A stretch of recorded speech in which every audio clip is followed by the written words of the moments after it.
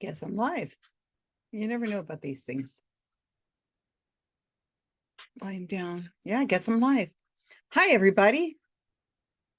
Let's think of something Susan could do that is absolutely not needed to be done when she has a lot of other things to be doing. I'm traveling tomorrow on the Skeptoid cruise. Well, I'm not going till Monday, but tomorrow I'm flying to Florida. It's 9 hours. I've got a 3-hour layover in Dallas. And I'm not packed. I still need to go to the grocery store because I want to get some Triscuits. Oh, those were so good. I bought, my son brought some over and I said, gosh, those are good. And I'm going to mention on them. And I want to get some other stuff for the plane. Clothes are in the dryer. I need to make my bed. One of the tips I always do is when I'm going to go out of town for a long period of time is I always clean and I make my bed, fresh sheets, everything washed, put it together. So I have a good night's sleep the night before. And then when I come home, I have a mostly fresh bed. It just feels so nice. The water is, backyard is being soaked because I won't be here for a week. So it's being watered. Cats are leaving me alone, which is unusual. And nobody's asked me out to lunch. So, or dinner actually. So I guess I'm going to write a Wikipedia article. So I love books. I don't read anywhere as much, like physical reading with the book where you turn the pages. I don't read anywhere as much as I would like to. I've got a little over 2,000 books. And I'm going to be going to this conference in CFI, Scopes Monkey Trial 100th anniversary. I'm going to go to that in a couple weeks. So I did what Margaret Downey suggested because she'll be there. I saw she posted on Facebook to watch Inherit the Wind. So I went and watched. I know it's not exactly the monkey trial. It's about McCarthyism, but I watched the old Spencer Tracy one because I just love Spencer Tracy. And that was phenomenal. It was very raw, very interesting book. But I think, I know about Darwin. I don't have a science degree or anything like that, but of course I know the basics, right? So I decided I would read something. And I remembered I had this book. It's called Darwin and His Children. And the reason why I have this book is because I wrote the Wikipedia page for the editor, the writer, Tim Berra. And yeah, his family's related to Yogi Berra. I didn't know that. So I rewrote his Wikipedia page because the National American Science NACS, well, somebody will tell me, had given him a Darwin's Award. And whenever they come out with Darwin Awards every year, then I go and I add them to the Wikipedia pages for those people because it just takes me a few minutes. It's kind of fun. And it helps out the organization that I absolutely can't remember the name of right now. You're listening to Susan's brain. And so I wrote his Wikipedia page and he said,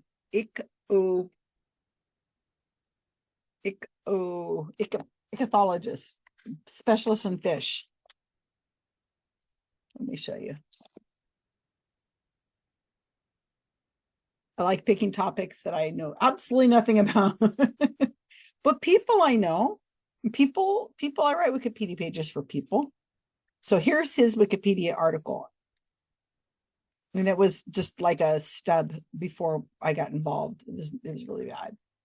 So he's a biologist, and he's an expert on whiskey, which of course interests me no way. And he is an expert on Darwin.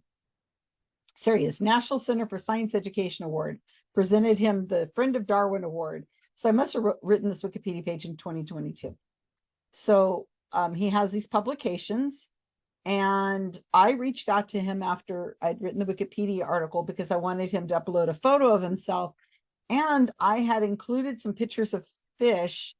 And of course, I don't know a lot about fish. And these are Latin names. in Wikimedia Commons, and he said I had included the wrong images of the fish. So he had to upload some pictures of fish. This one he uploaded for me.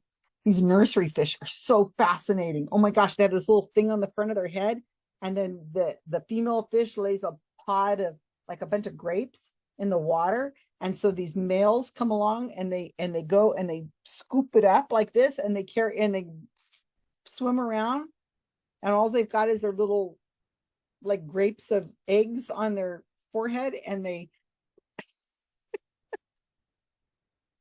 then they just keep them with them until they're hatched. And one of the things that Tim was doing is he was trying to see if the eggs that the males were carrying around on their forehead on this little pointy thing were theirs, they had fertilized, or just random eggs. It was very interesting. Anyway, so Tim went through and he says, okay, here's the right photos. I'll upload some photos, but you got to get the right fish. And I'm like, oh God, I don't know anything about fish. But anyway, so he's written a lot about Darwin. So after I was all done, now, of course, I don't take payment or anything like that for edits. I mean, people can donate to our project. That's fine. And people do. And so what I did is he said, can I send you a book? Now, okay, you know my weakness. Of course you can send me a book, only if it's autographed. I'm not going to have time to read this darn book, right? I've got tons of books that I'd love to sit and read, but no. So he sent me this book and he autographed it. Isn't that nice? To Susan, in appreciation for your work in defense of knowledge and truth. Thank you, Tim M. Barra, September 20th, 2022. Nice. So it has a lineage of Charles Darwin and his family. And it has a little thing in the back where the places were that were associated with Darwin as far as where he lived and stuff like that. And it came with a little bookmark for the book. And this book was written in 2013. All right. So yesterday, after I got some errands done on July 4th, I said, well, I'm here by myself. Nobody's asked me to lunch or dinner. Aw, woe is Susan. I'm about to spend a week with a bunch of friends of mine in the Bermuda Triangle, and I will be with a bunch of new people I haven't met before. So I said I've watched Inherit the Wind. I should probably read something on Darwin. So I have some knowledge. Anyway, so I went and found this on my shelf, and I sat down, and the cats mostly left me alone. And I spent maybe 6 hours, 5 or 6 hours in a couple, I broke it up a little bit so I could eat cookies or something, donuts or whatever it was I was eating, and read the book all the way through. And FYI, everybody out there, you do not need to read the book to write the Wikipedia page. You don't even need to own the book. You don't even need to check it out of the library. You don't even have to touch it. You don't have to ever see it to write the Wikipedia page about a book. And same with people. You don't need to meet them. You don't need to know them, because Wikipedia editors write Wikipedia based on secondary sources, notable secondary sources. So it doesn't matter what Susan Gerbic thinks about the book. It is what the people who are the peers who are reviewing the book think about the book, and publish in a place, not a blog, nothing like that. They have to publish in a place where you would be able to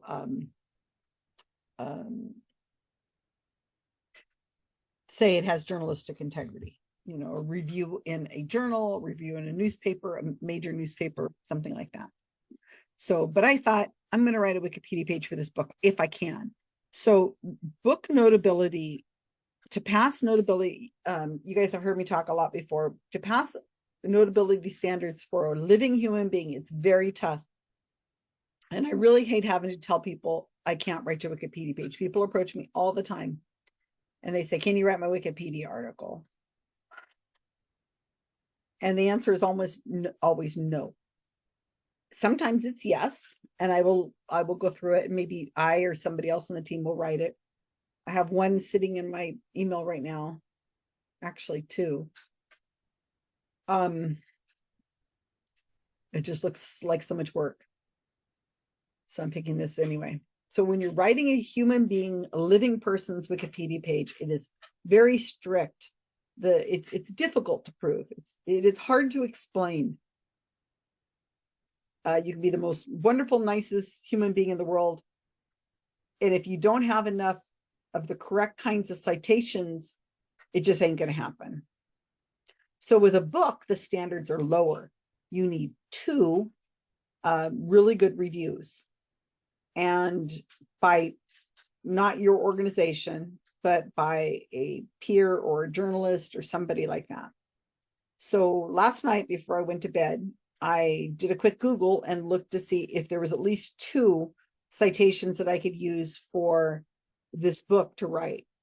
And there were, I think there's three. And I think there's an interview with Tim who's talking about the book. And I haven't listened to the interview yet. Now, the interview is not going to give him a Wikipedia article about the book, but it will help fill in some of the details. And I like to add that content in there. Now, Wikipedia pages for books are very low viewed. It doesn't have the, most people, if they want to know about the book, they go to Amazon or Goodreads or barnesandnoble.com or someplace else to get their information about the book.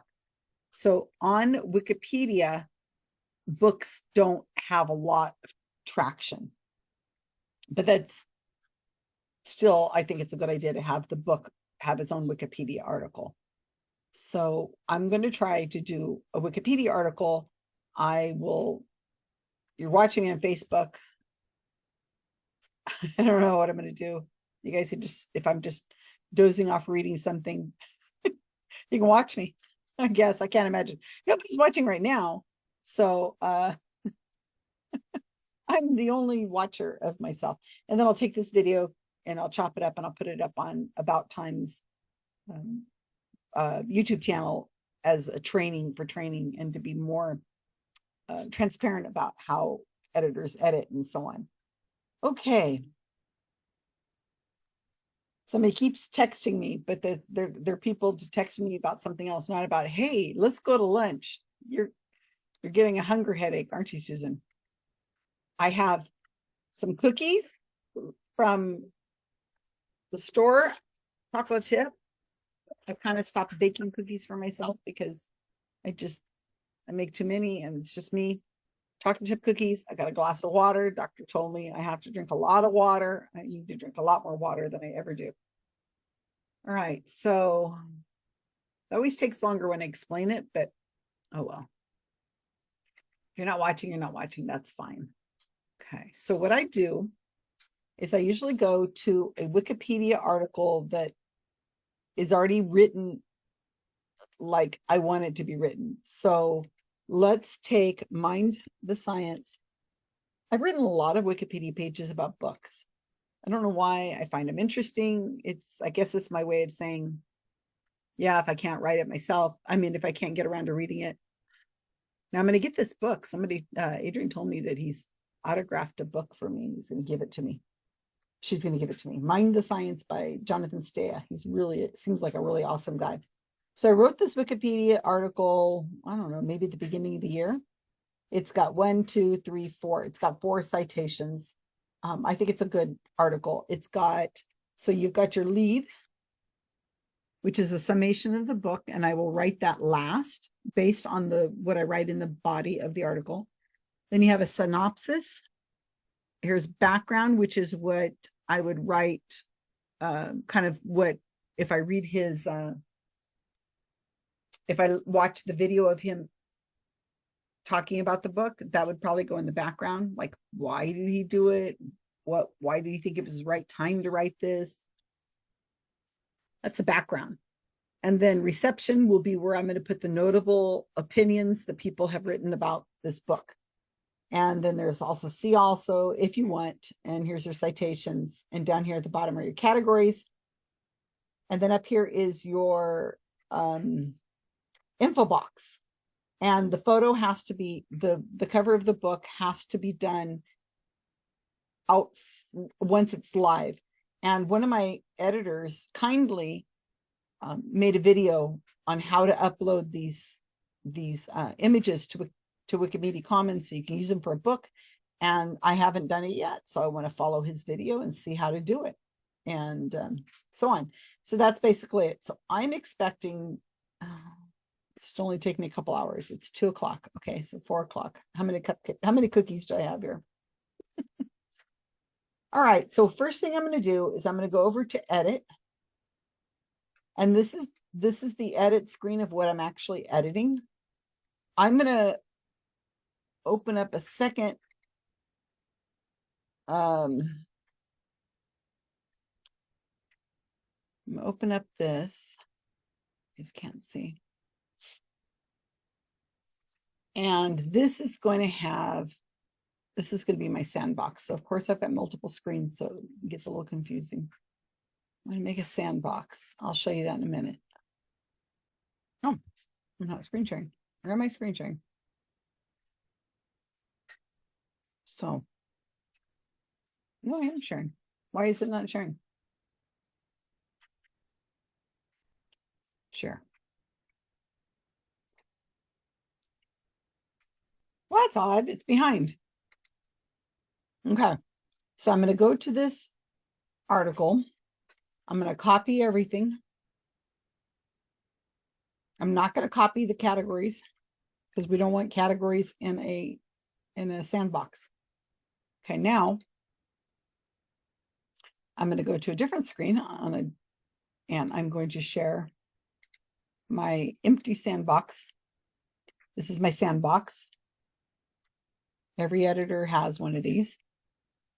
And I'm ignoring all this, and I'm going to hit edit. I'm going to hit paste. I'm going to get rid of all of these citations because these citations apply to a different book. I'm going to get rid of all this. I'm going to get rid of all this. So this is just my sandbox. So I'm not touching anything on Wikipedia.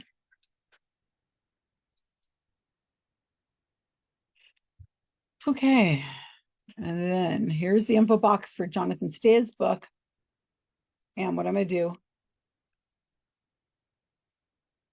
so I'm going to get rid of all this. So, well, not all of it, but I'm going to get rid of this short description, where I'll put 2013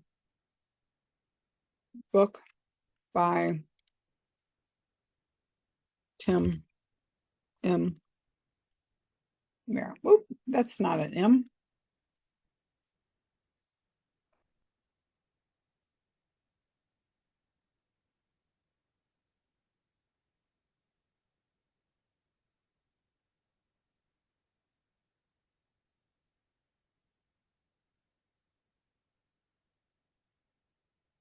Hey, Darwin and His Children, His Other Legacy. I'm getting rid of the image. I'm going to get rid of the caption.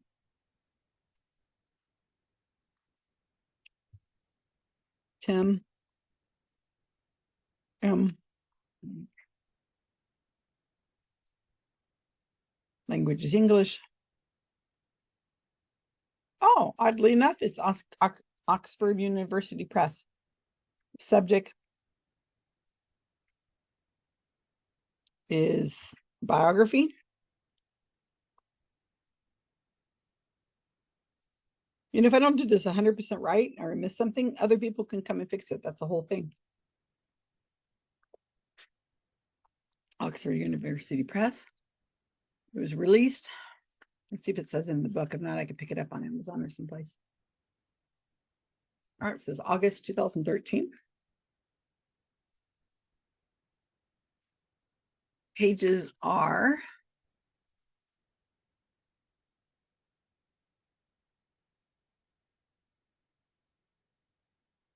see, I could get this information off of some other place if I didn't have the book in front of me. 189. It's print. In hardcover. I don't know if it's on audiobook. I don't think so. Be interesting to have them read it. ISBN number. Again, I could get it off the internet, but it's 978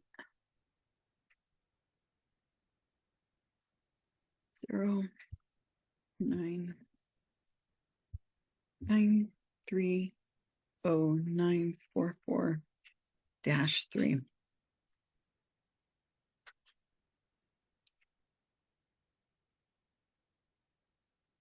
Okay, I'm going to go to his Wikipedia page and see if I can figure out what it was preceded by. It was followed by, in 2019, this book, Bourbon, What the Educated Drinker Should Know. I'll put 2019 into that.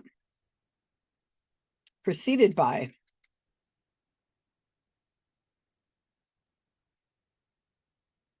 this book.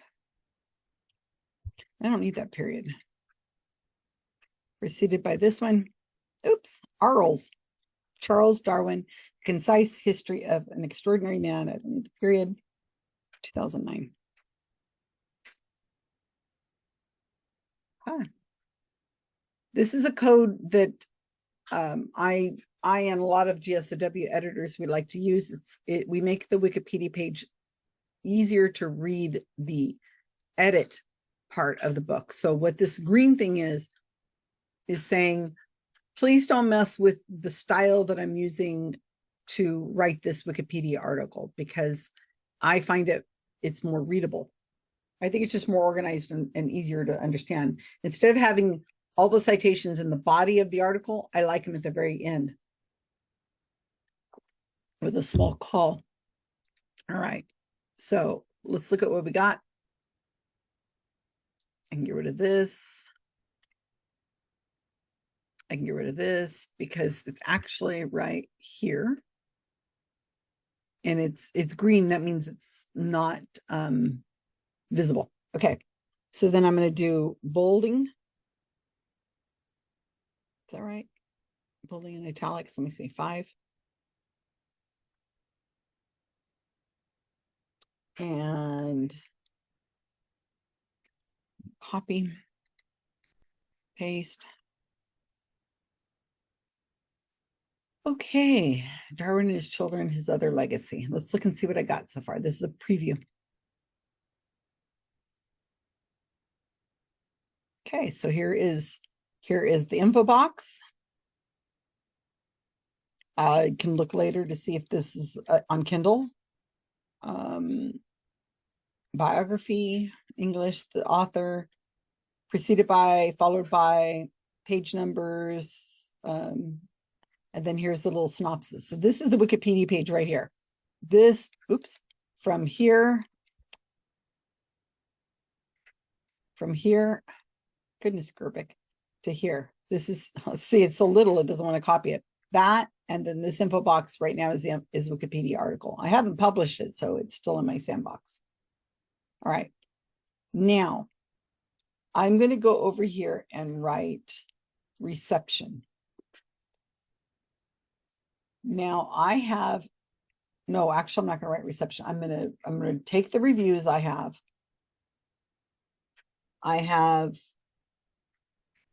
What am I going to use? The best one I think I have is, I have 2 really, really good ones. Let me put them over here so I can show you what I'm using as citations.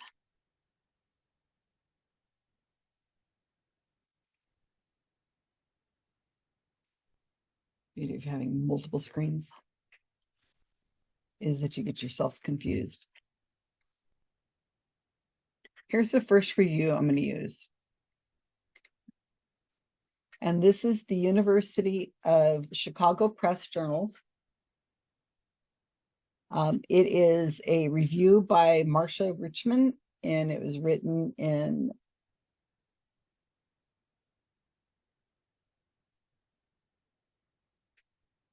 2013, I guess. And then I read this last night. Okay. So it's just this long right here from here. And I can't copy. So it's this little bit right here to here. All right, the other article I'm going to use is this one. This is from Ohio Journal of Science. It's a long review. It's this long.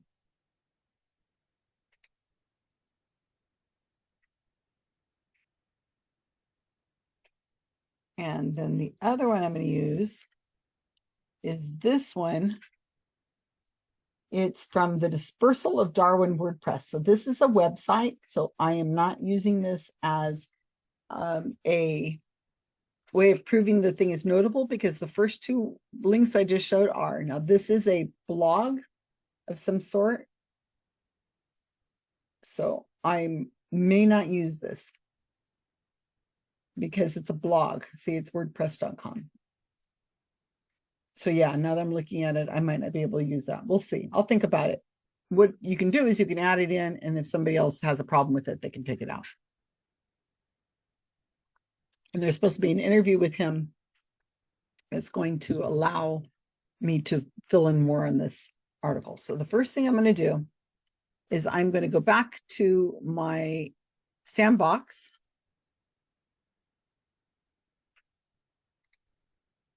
Sandbox isn't. Okay, here's my sandbox. And I'm going to go down here to the reference area. See this little area here? I'm going to make a bunch of space. And I'm going to start citing, because this, what I can do is I can walk away from this darn thing and go do something else like I should be doing.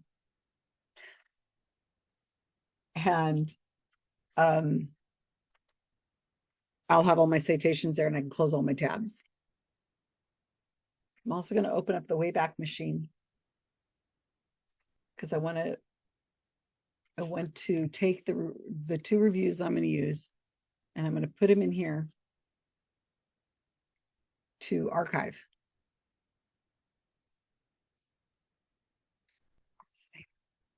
Let it get started doing that. Save the page. All right. So the first one is a journal, Ohio Journal of Science. So I'm going to go up to my templates here. I'm going to use journal, cite journal. Who reviewed this? Somebody named CUMO, Christopher. And it is a book review.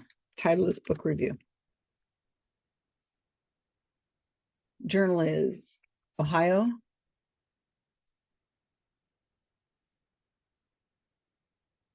Okay. The date is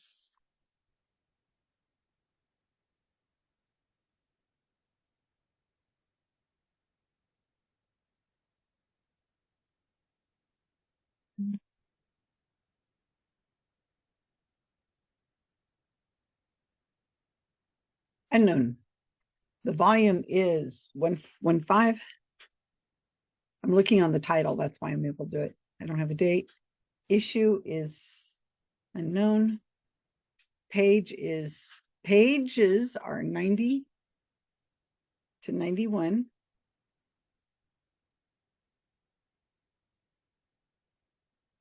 Okay. Access date is today. URL is this one. Show extra fields. Language is English.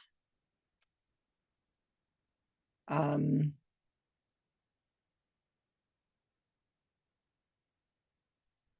is the archive. Okay, it's archived for me now. Oh, it's being difficult. Why is it not archiving?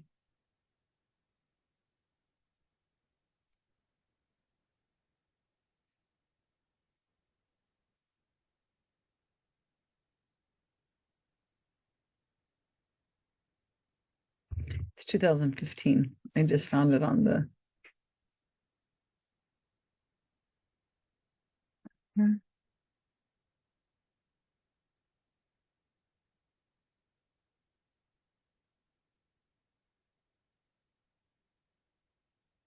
Internet Archive saved it in 2024, I think. So I'm looking at that.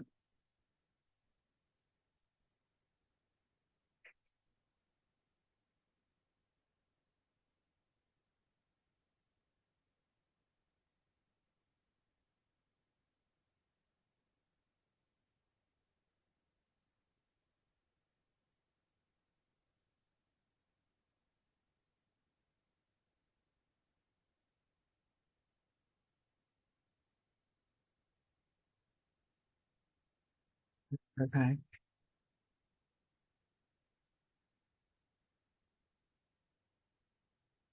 Sometimes everything works just fine. Sometimes it doesn't. Let's see if that worked. Yeah, there it goes. Okay, so I'm going to put this archive link. It's going to go into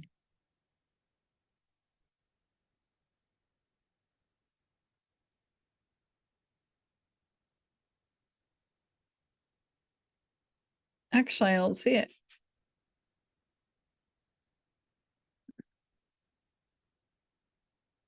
Yeah, I don't see it, so I don't need to. Okay.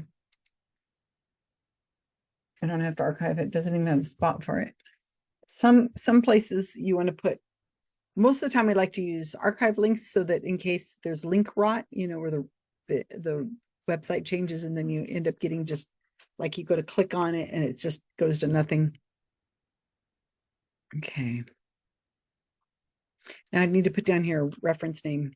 CUMO is going to be the reference name because that's his name. Now I'm going to check really quick on Wikipedia to see if this man has a Wikipedia page himself, because if so, I want to link to him. Christopher.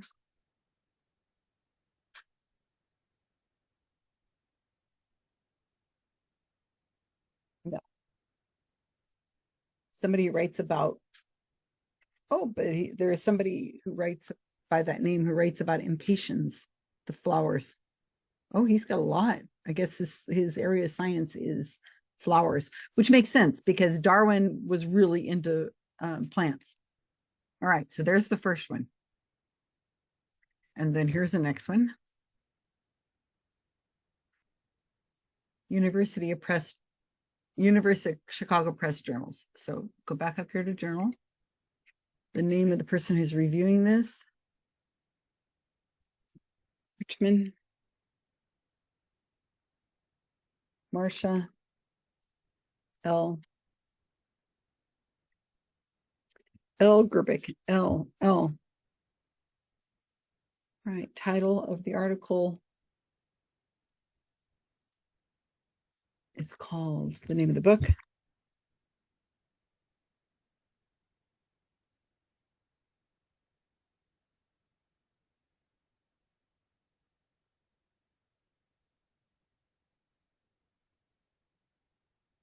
If anybody out there watching, which I'm sure there's nobody watching, wants to find me some more links that I can use, please do so. Okay, the date of this review.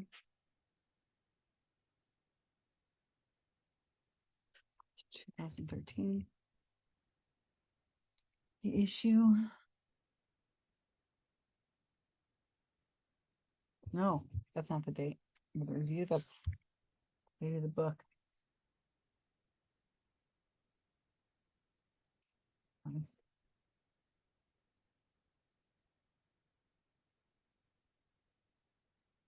And say when she wrote it. It's page number 72, volume 90. The journal is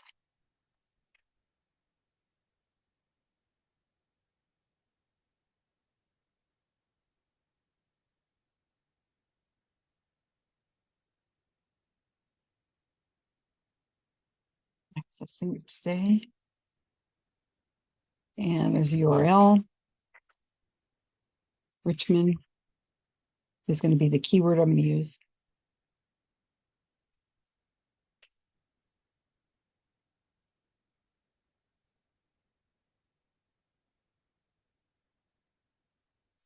Sure. Language is English. I'm going to look up Marcia and see if she's got a Wikipedia article herself.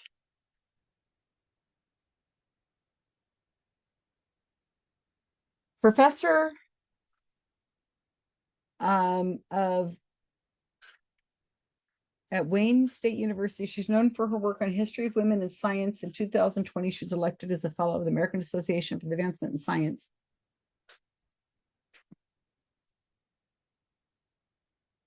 Yeah. Richmond has studied genetics as well as a focus on Darwin with evolution. Her work allowed us further insight into history of men. Yeah, okay, so this is a Wikipedia page. And so I'm going to come over here. And it looks like her page needs an info box. Maybe I can do that after I'm done with this. So I'm going to put author equals Marcia into the bar.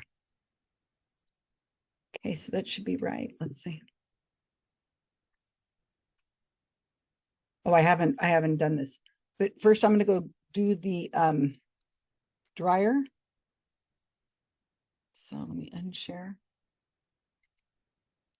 You guys can watch I'm going to put myself on mute. I know, gripping Facebook video. Still nobody's watching it, but you guys are all out having a good day and doing your things, working in the yard, barbecuing with the family, that kind of stuff. All right. And so Marcia Richmond has a Wikipedia article. That's where it was at. So to make it so I could see the work I'm doing, see here, this one's called Richmond. This one's called Kubo. So I'm going to put the citation somewhere, I guess up here, because this is where I am not using right now. So I'm going to use this call and response kind of thing that I use. It's crinkle, crinkle, R, bar, CUMO, uncrinkle, uncrinkle. And then the other one is crinkle, crinkle, Richmond. Oops, no, it's R, bar, RICHMOND, uncrinkle, uncrinkle. And then I got to write something. So review. This one says review. Okay. So let's see if I did this right. All right. For some reason, it's coming up there, but that's fine. So here's the two different citations I've used. So Christopher Kumo, book review. And if you click on this, it will go to the review. See how it's got the little website link? And it's giving all the information. I retrieved this article on July 5th, 2025. It's pages 90 through 91 in volume number 115 of the Ohio Journal of Science, volume 115. And then Martha Richmond, and if I mouse over it, you can see she has a Wikipedia article. And the link is this one, Darwin and His Children, His Other Legacy, University of Chicago Press, volume 90, journals at, that's the website, page 72, retrieved on this day. Those are the two articles I'm going to use. Got it? And here I've got them just there for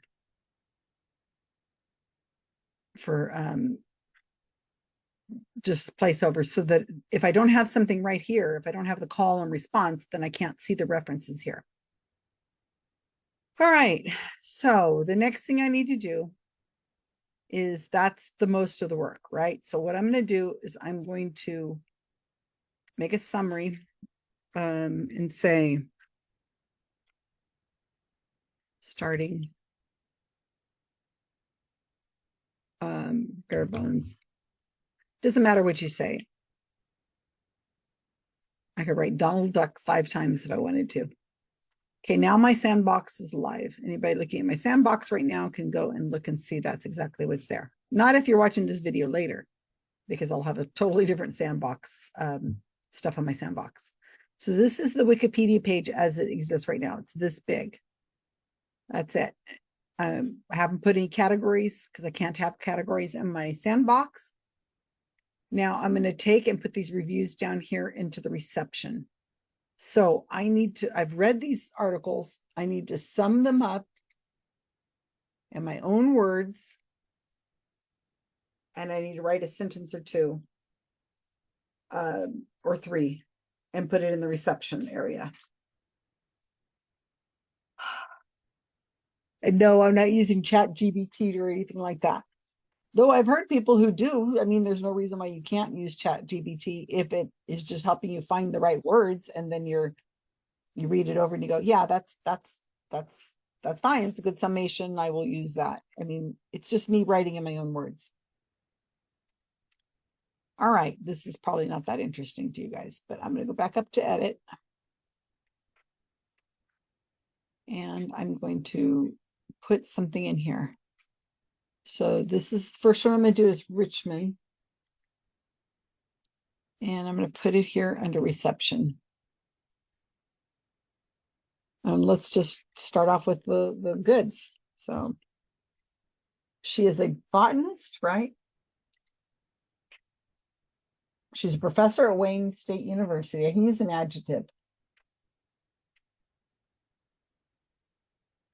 Okay, she studied genetics as well as a focus on Darwin and with evolution.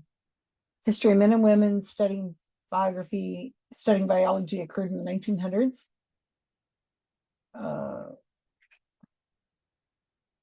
Yeah, it looks like a very interesting woman. Her Wikipedia article should probably be expanded. This is how you get into it. You just keep finding new things to do. And you don't end up packing like you're supposed to be doing, or making up your bed like you're supposed to be making up.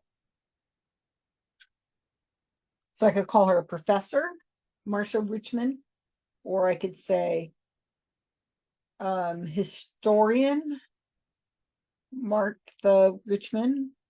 I could call her, she has studied genetics and a focus of Darwin with evolution. So historian of biology, historian of scientists, science historian. What adjective do I want to use? I'll use science historian. That sounds good.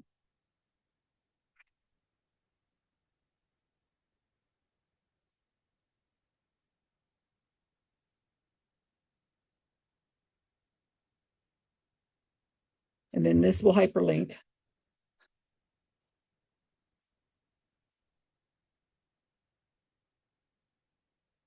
Review.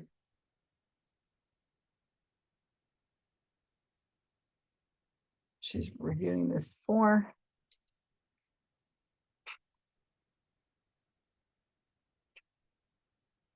University of Chicago Press. And does the University of Chicago Press have their own Wikipedia page? Gotta look. Open up another Wikipedia tab on top of all the others.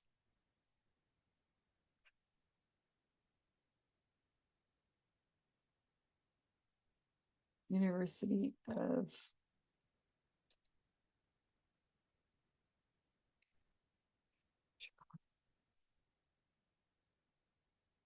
I wrote University Press. Okay, University of Chicago Press. It does have a Wikipedia page.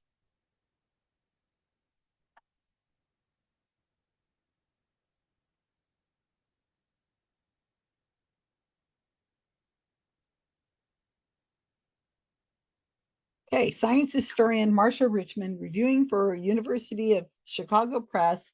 What does she say about the book? Okay. Let me reread this. I think I have to unshare. Why am I share way over my tools over here? All right, let me read this again. It's gripping, I know, watching me read.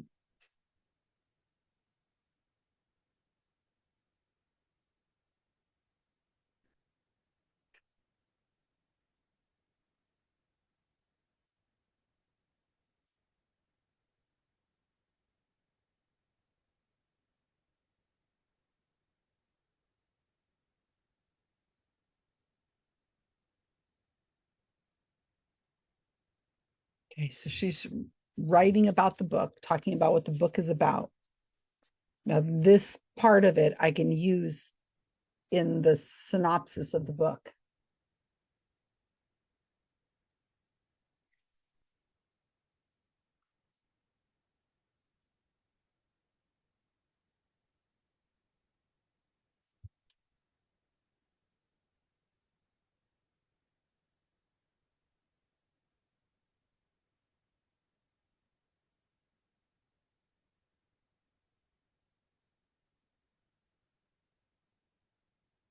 Okay, so let me say out loud what she's talking about. So she does, it's like 5 paragraphs long.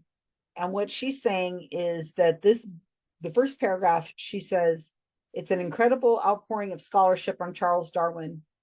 Though the incredible outpouring of scholarship on Charles Darwin has mainly focused on his life and science. Tim Barra, an evolutionary biologist with a longtime fascination for Darwin, has written a number of such works. This book follows up a co-authored analysis of the impact of consanguineous marriage on Darwin's children, concluding they were subject to a moderate level of inbreeding. It provides brief biological sketches of each of Darwin's children, interspersed with interesting snippets of important events in his own life and work.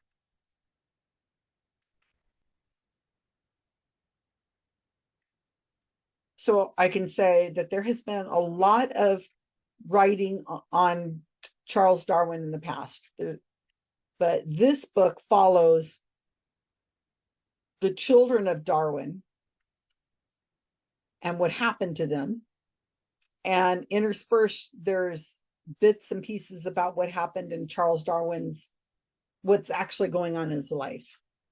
So what the author does, what Barra does, is he has a chapter for each child. Now, 3 of them died young. One died at the age of 10. It was really heartbreaking. And one died at 3 weeks, and one died at 18 months. And he was probably a Down syndrome baby and ended up getting scarlet fever. So each chapter, some are longer than others, really tell you what happened in the life of that child, even though they only lived 3 weeks, but one of them. And then at the beginning, it talks about and it also talks about what Darwin was doing. So at this time, Darwin was writing his book on barnacles. I think it took him a decade. And then this book was written about plants that climb, and why do plants climb, and why do leaves close up at nighttime, that kind of thing. So it tells you what Darwin was working on at that time. And also, if the child outlives Darwin, then it tells you the death of Darwin and the death of Darwin's wife, Emma. And so in several chapters, you're reading about Darwin's death again and Emma's death, but it's still always very entertaining because Tim Barra does it each time. He tells it from the viewpoint of the child. So like if the child had been at the deathbed of their father, then he tells the story from the viewpoint of the child there. If the child wasn't with the father when he died, then it talks about where the child was and the impact and how they came home for the funeral and so on. So you learn a lot about Darwin over and over again and what he was working on in real time. So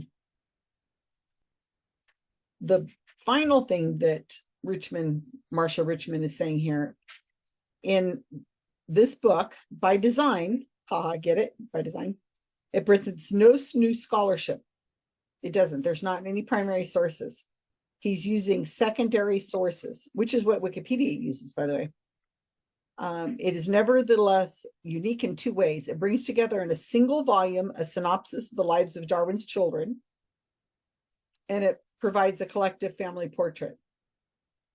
The Darwins, it is clear, even with their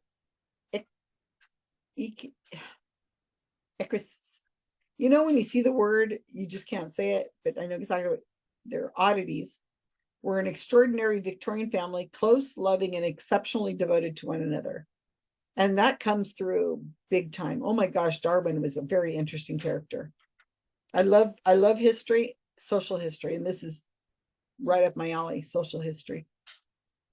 So, oh, look, somebody's watching besides me. All right. So, am I going to write this? This is probably the hardest part of um, the whole. It's probably the hardest part of the whole thing. What words did I come up with? Okay, so I'm going to probably be quiet because I've got to do it and think. And you know that's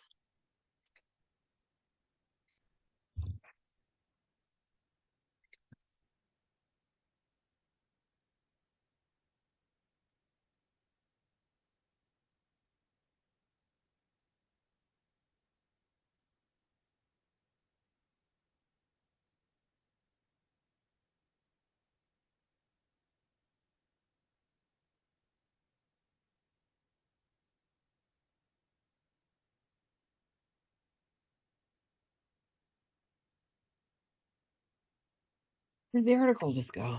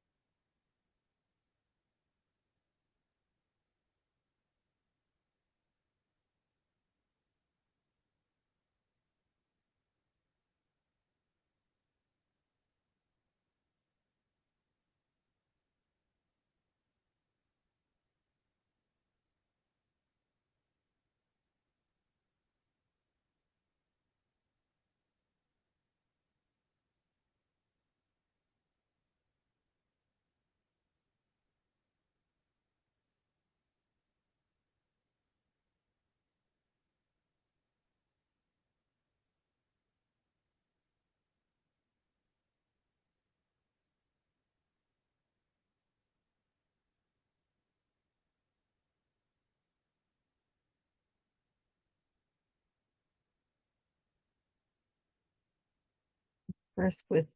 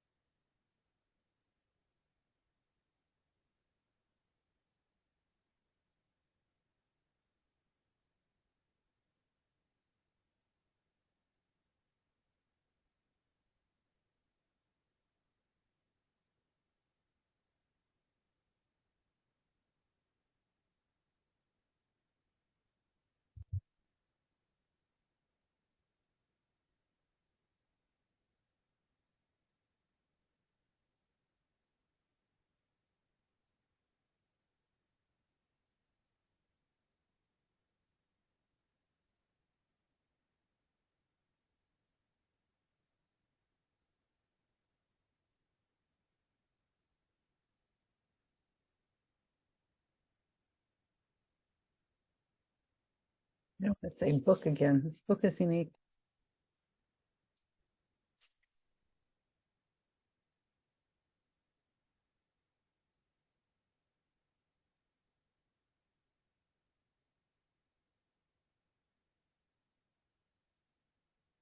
I don't want to use the word readable because readable would be kind of like a peacock word. Like I'd be trying to give my opinion that the book is readable. Unless she says readable, then I have to quote her. Um,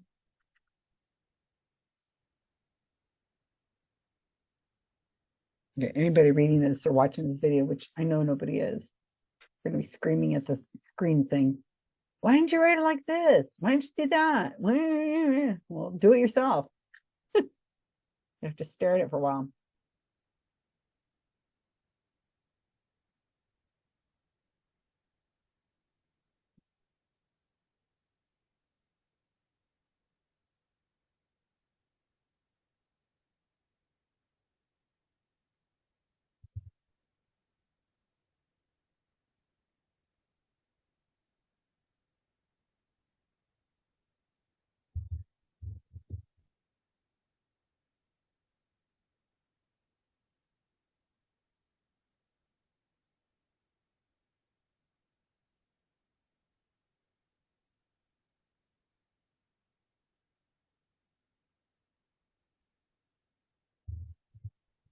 Choice source.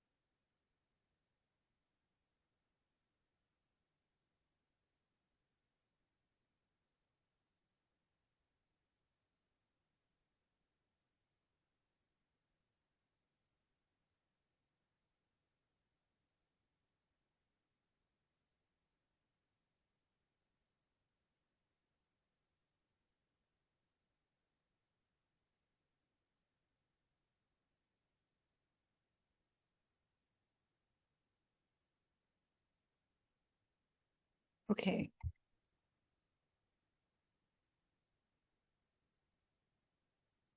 Mhm.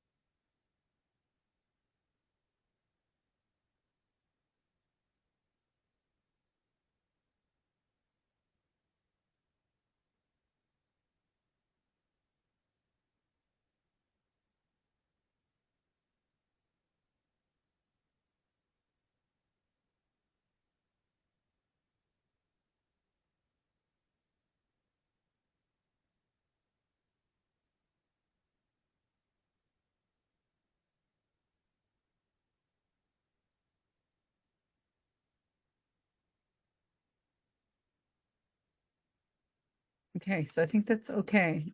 I mean, if all else fails, somebody else will come and fix this. I think this is fair. So now I can take out this.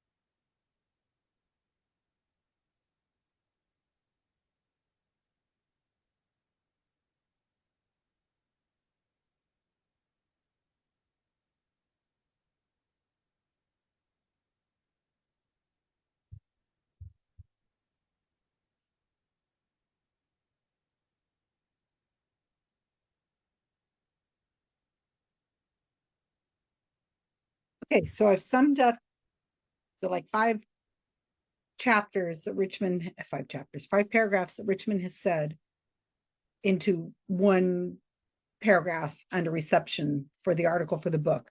So, what is the book about according to Richmond? And that's what it is. I can use some more of what Richmond said about the book under synopsis. So, this is the citation right here. And that goes to this citation down here. So, let me show you what that looks like. See, here's the citation down here. Here's the reception. And then I'm going to write another one right here for the other person who's reviewing it. And maybe fuss on this a little bit more, but let's see what I got. I'll save it too. I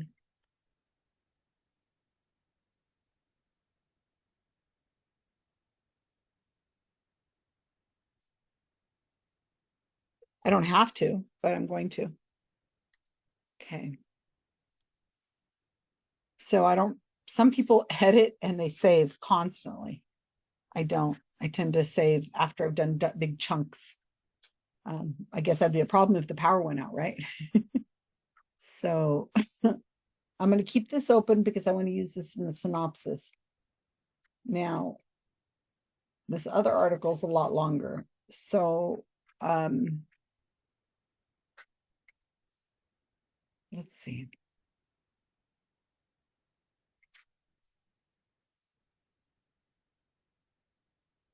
See, I'm not hyperlinking to Charles Darwin or any of the other people, his wife Emma, because I think I'm going to be hyperlinking to them in the body. I'm not the body, in the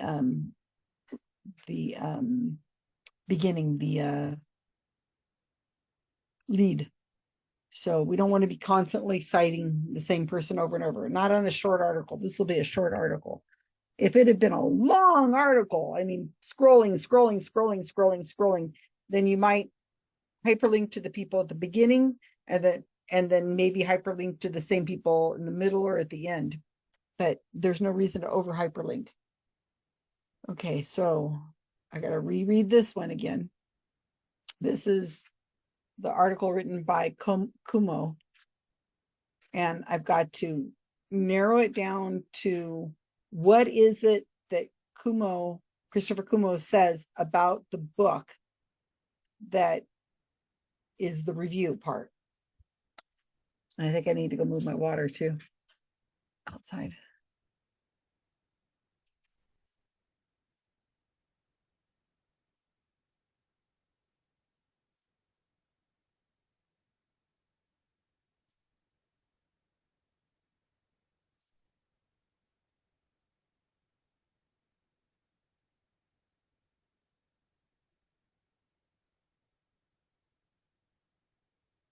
Okay, so this part his focus is less on Darwin than his children, a subject no other biographer has yet undertaken. Accomplishment is not easy to achieve, and he deserves praise. So that's probably uh, really what I'm going to say at the beginning of this. Okay, let's see what else.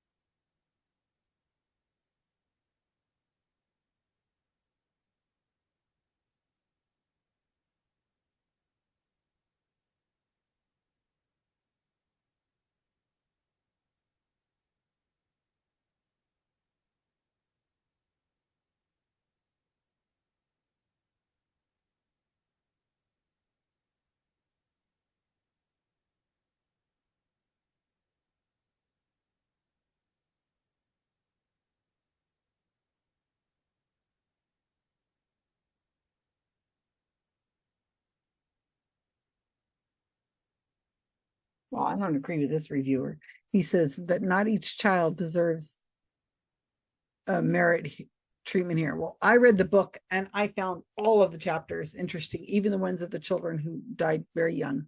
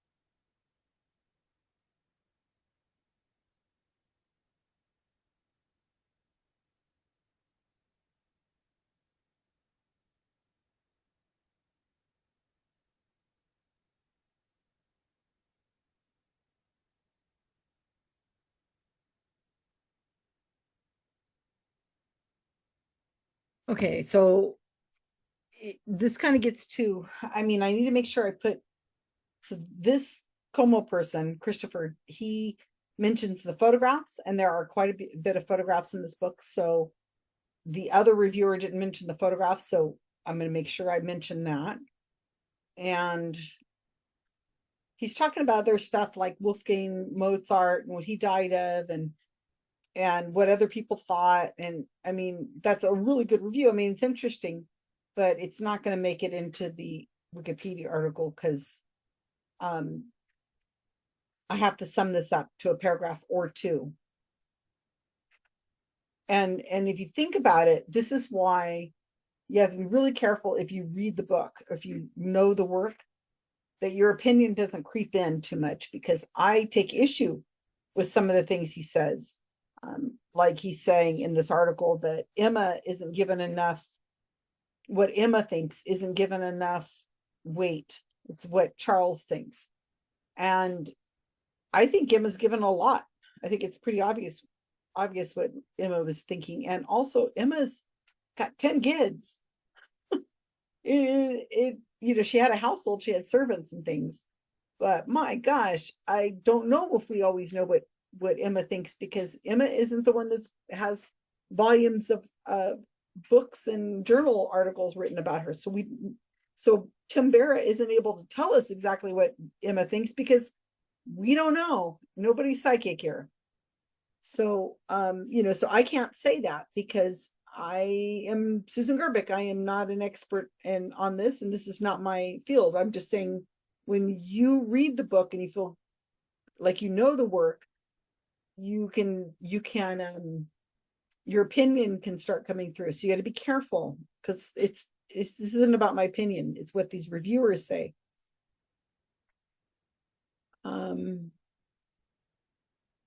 See, it says feminists and scholars in gender studies might wonder whether Professor Barra has shortchanged Emma what must have been her important role as a mother of 10 children and a husband to Charles. I could say Christopher would like to have seen more from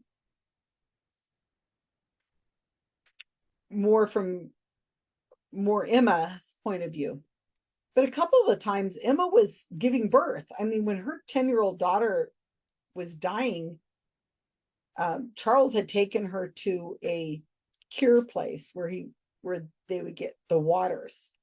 And she was there with with a nurse, well, their family nurse, like the nanny, and a daughter or two, one of her sisters, and she died there. So Emma was at home in bed giving birth. So she wasn't at the bedside of the daughter when she died. So we only know from the letters that are written back and forth. And I think Vera does a good job explaining what it is that Emma was saying in the letters and how concerned she was. She was just completely lost.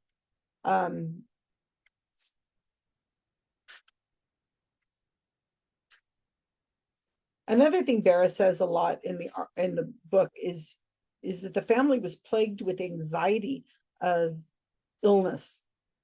Emma and Charles, I guess you would say, they fussed, and they were hypochondriacs, and Charles had reason. He had all kinds of stomach issues, and they don't even know what it was that he had.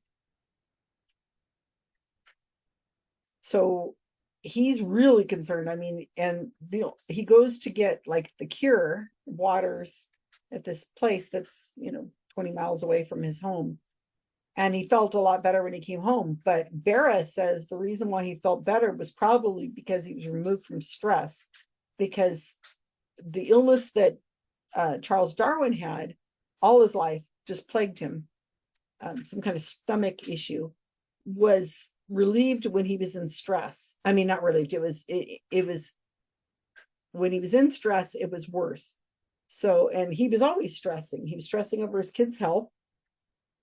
At least he didn't have to stress over finances, but he really stressed over his kids' health, and if the children would end up having, good educations and being able to have careers. And Emma seemed to do the same thing, and he was just anxious. And it's very likely that exasperated Charles Darwin's illness.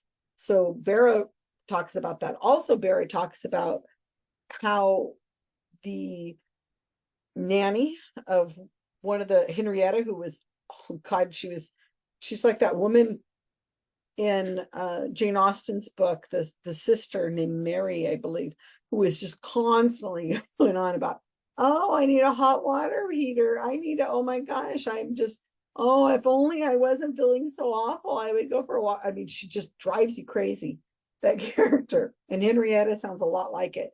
And in some illustrations that Barry has in his book are hilarious of Henrietta trying to make herself well. But he talks about how the nanny and how Henrietta and some of the other kids became professional, like hysterics, like professional hypochondriacs, that they enjoyed the role. They liked the attention. And I think one of the other children was sick a lot. And it looked like, you know, when the child was sick, the mother would really comfort him and read to them and cuddle with them. And she's got a lot of kids. So that's saying a lot, to take the time out for one child. And possibly the child's illnesses were psychosomatic, where they wanted attention from the mother, so they embellished their illness. It's another thing that Barrett talks about, but that's not in this article, so I can't really talk about that. I can tell you guys.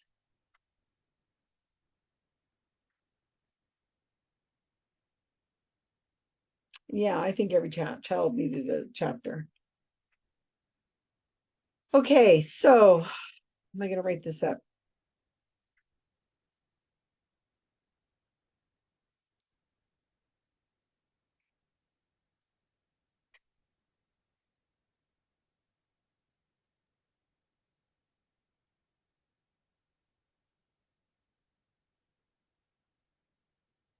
I think I should go water. I think I should go move the water. And on for like 4 hours. Okay, I'm gonna just put myself on mute. I'm back, and the dryer says it's done. So I need to get this summed up. I need to get this done.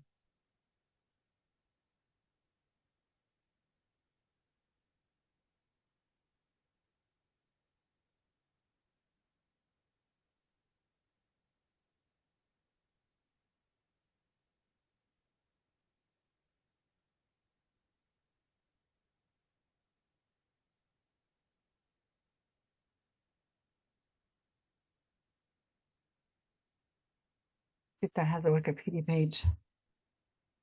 Ohio Journal of Science.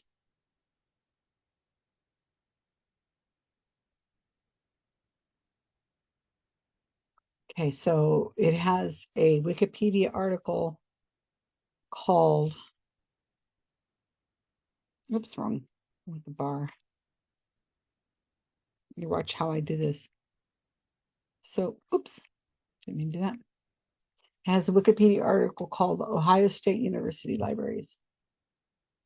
I don't want to write Christopher Cuomo reviewing the book for Ohio State University Libraries. I want to write the Ohio Journal of Science.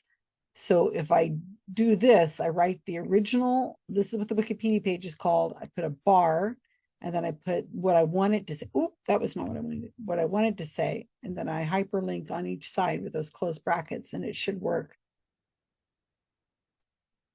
Ohio Journal of Science, see? And it goes to Ohio State University Libraries, because it's just preview. I haven't made it live yet.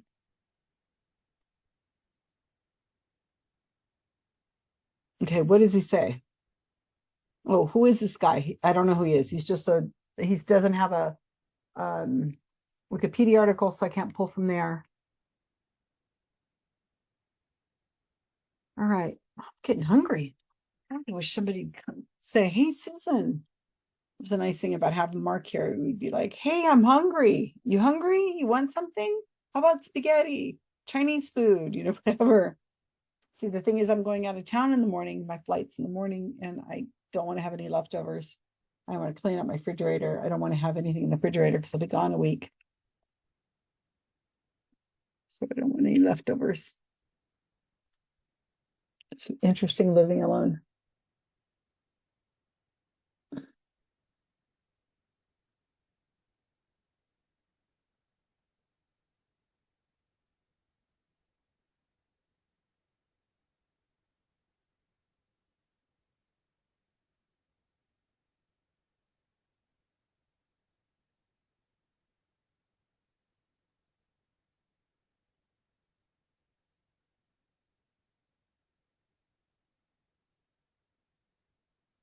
Can I not spell the word unusual? No, possibly I can't.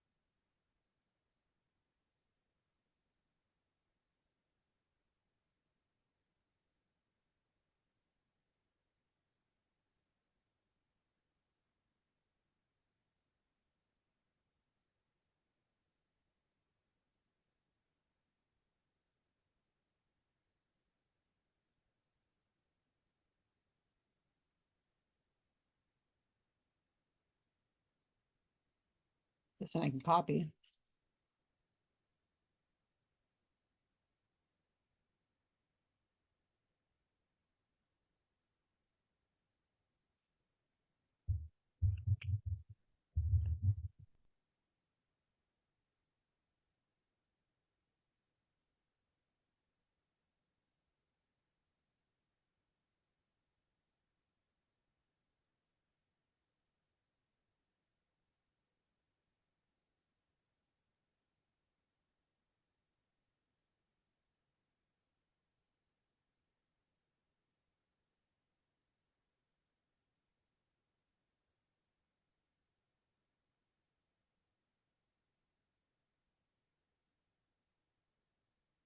There's space in there for some reason.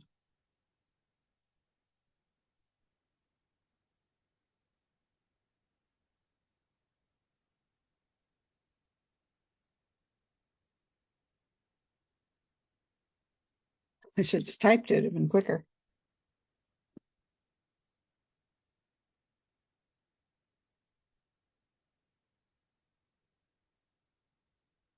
No idea. Okay. Oh, it's because it's justified on the article. I just copied it from. That's why. So I was trying to do that here.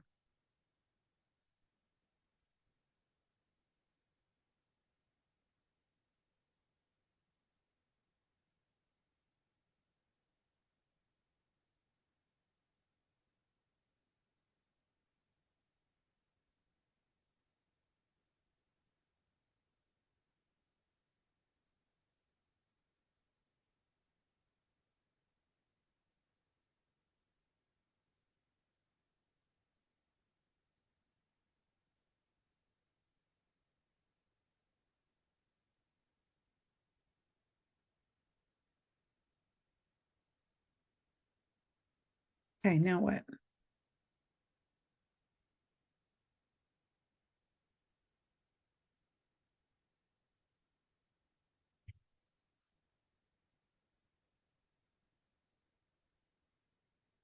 So one of the things I should point out that both of these reviewers talk about how he's only using secondary citations. Some of the secondary citations he is using are Bera's own articles, own work. He's written other books on and Darwin. So while he is using secondary citations, he's drawing on the citation on the work he'd already written, which was probably relied on primary citations. So that's not mentioned in either reviewer, so I can't mention that either.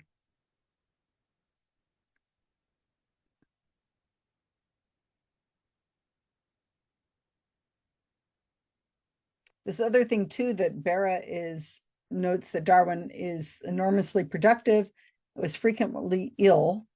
By contrast, Stephen Jay Gould wrote that Darwin was too energetic, too inquisitive, and too relentless in pursuit of knowledge to have been ill. And Gould's point is worthy of consideration. I don't think he's worthy of consideration. I think that he was probably very ill and he was just very driven. And it sounds like, Stephen Jay Gould saying, oh, well, he's probably not really all that sick. No, he was very sick.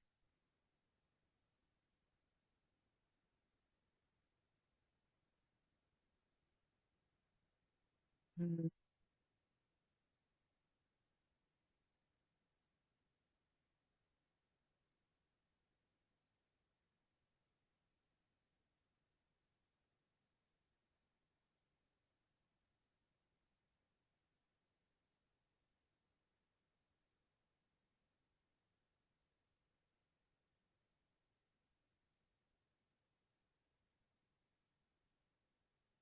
There's etchings in this book. It's really interesting.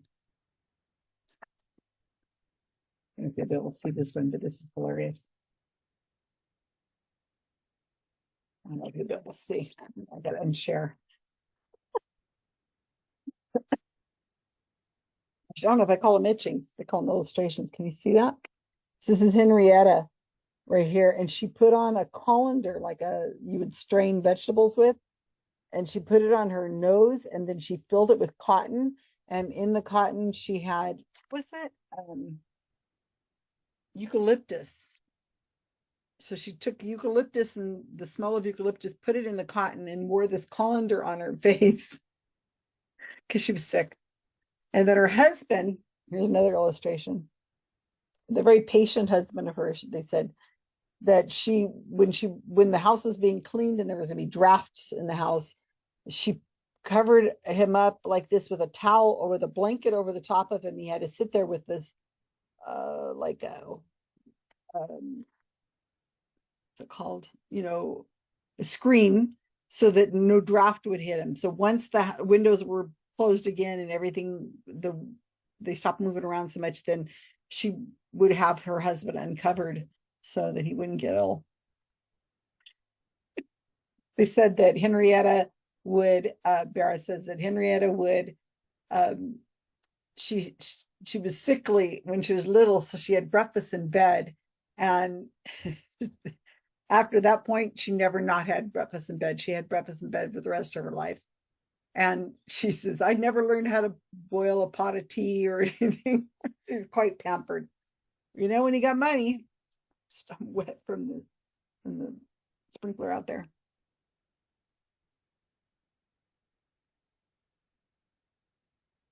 They're they're chronological. I should mention something about that. Where is it?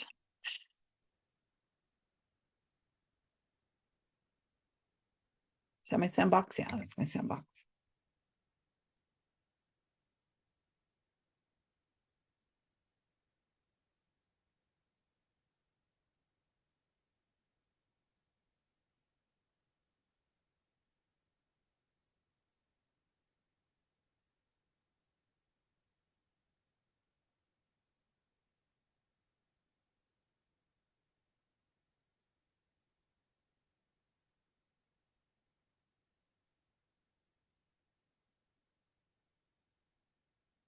Okay, that's good.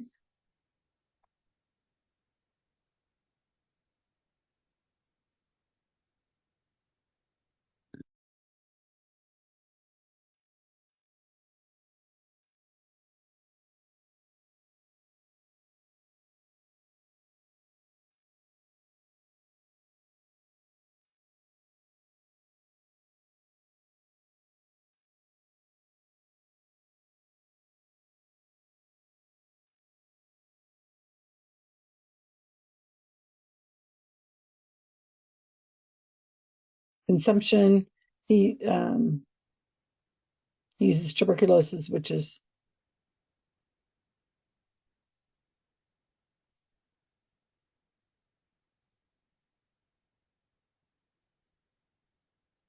what is it about it?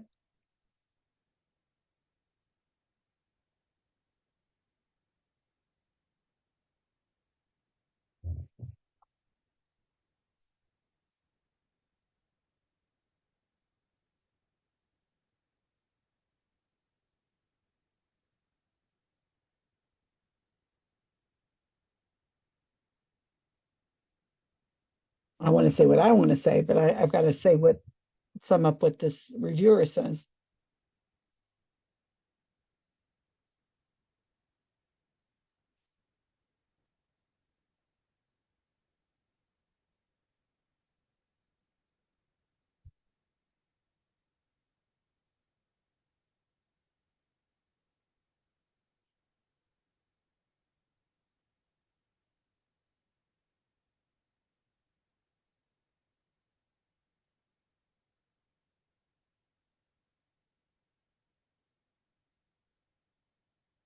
Oh, I better just type it. It'll be easier than copying it.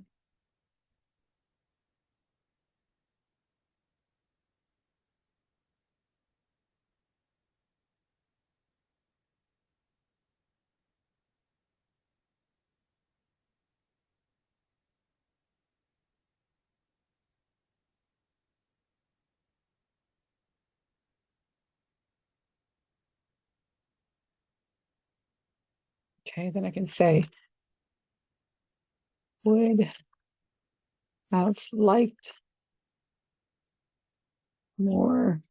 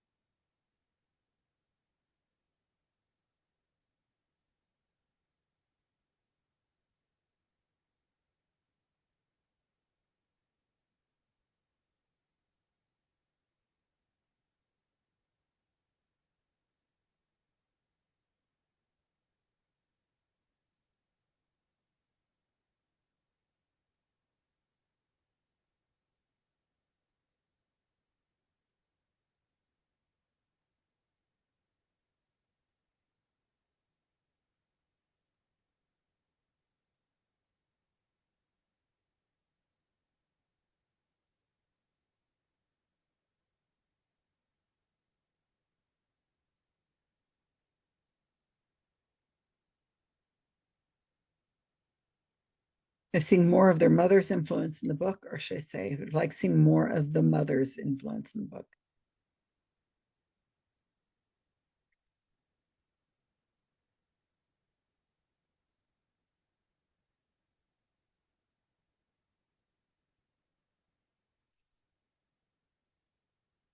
Um,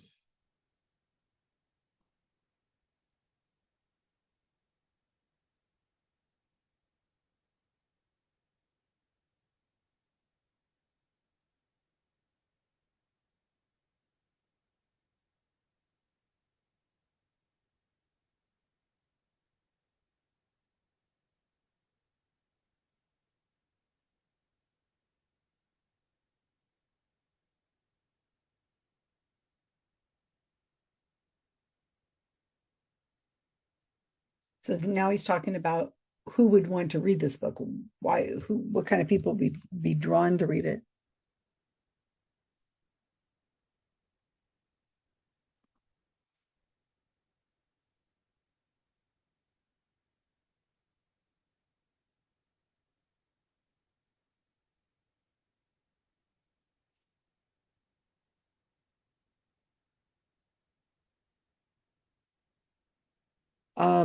I just without quoting him, over quoting him.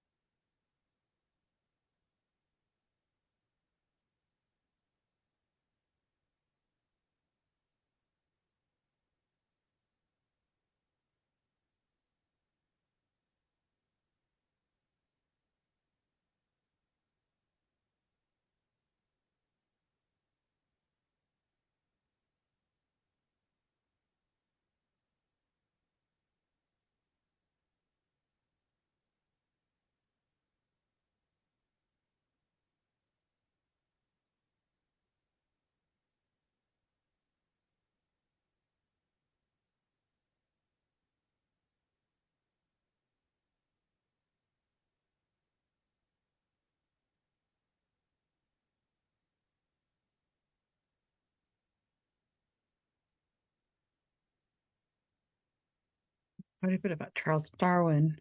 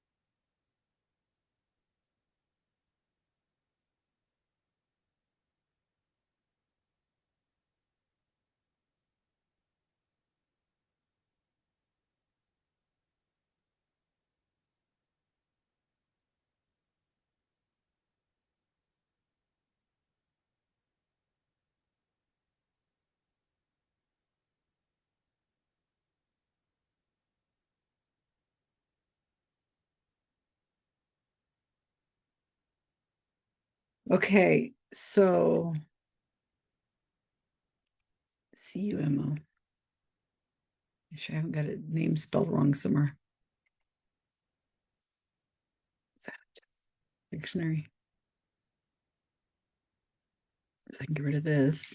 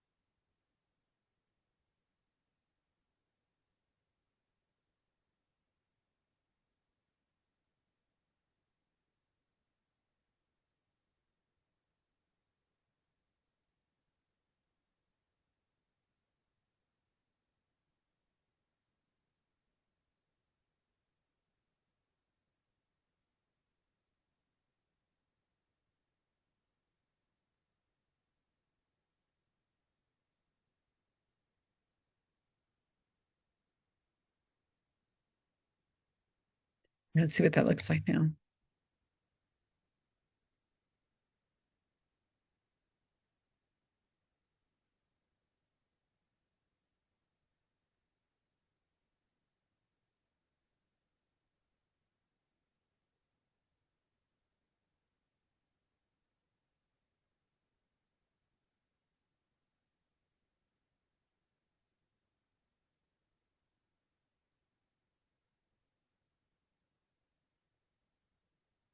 So it's really hard when you're doing this and you're trying to put it into your own words because the words you're reading are so much better written than I would be able to write.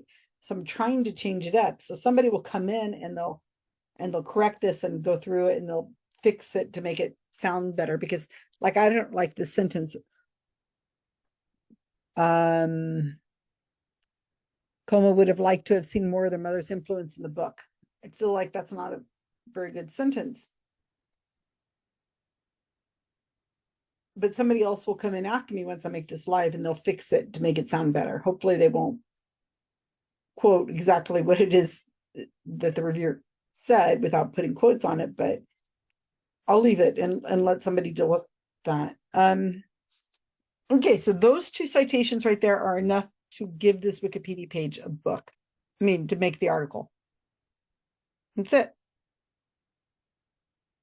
Let me put this in here.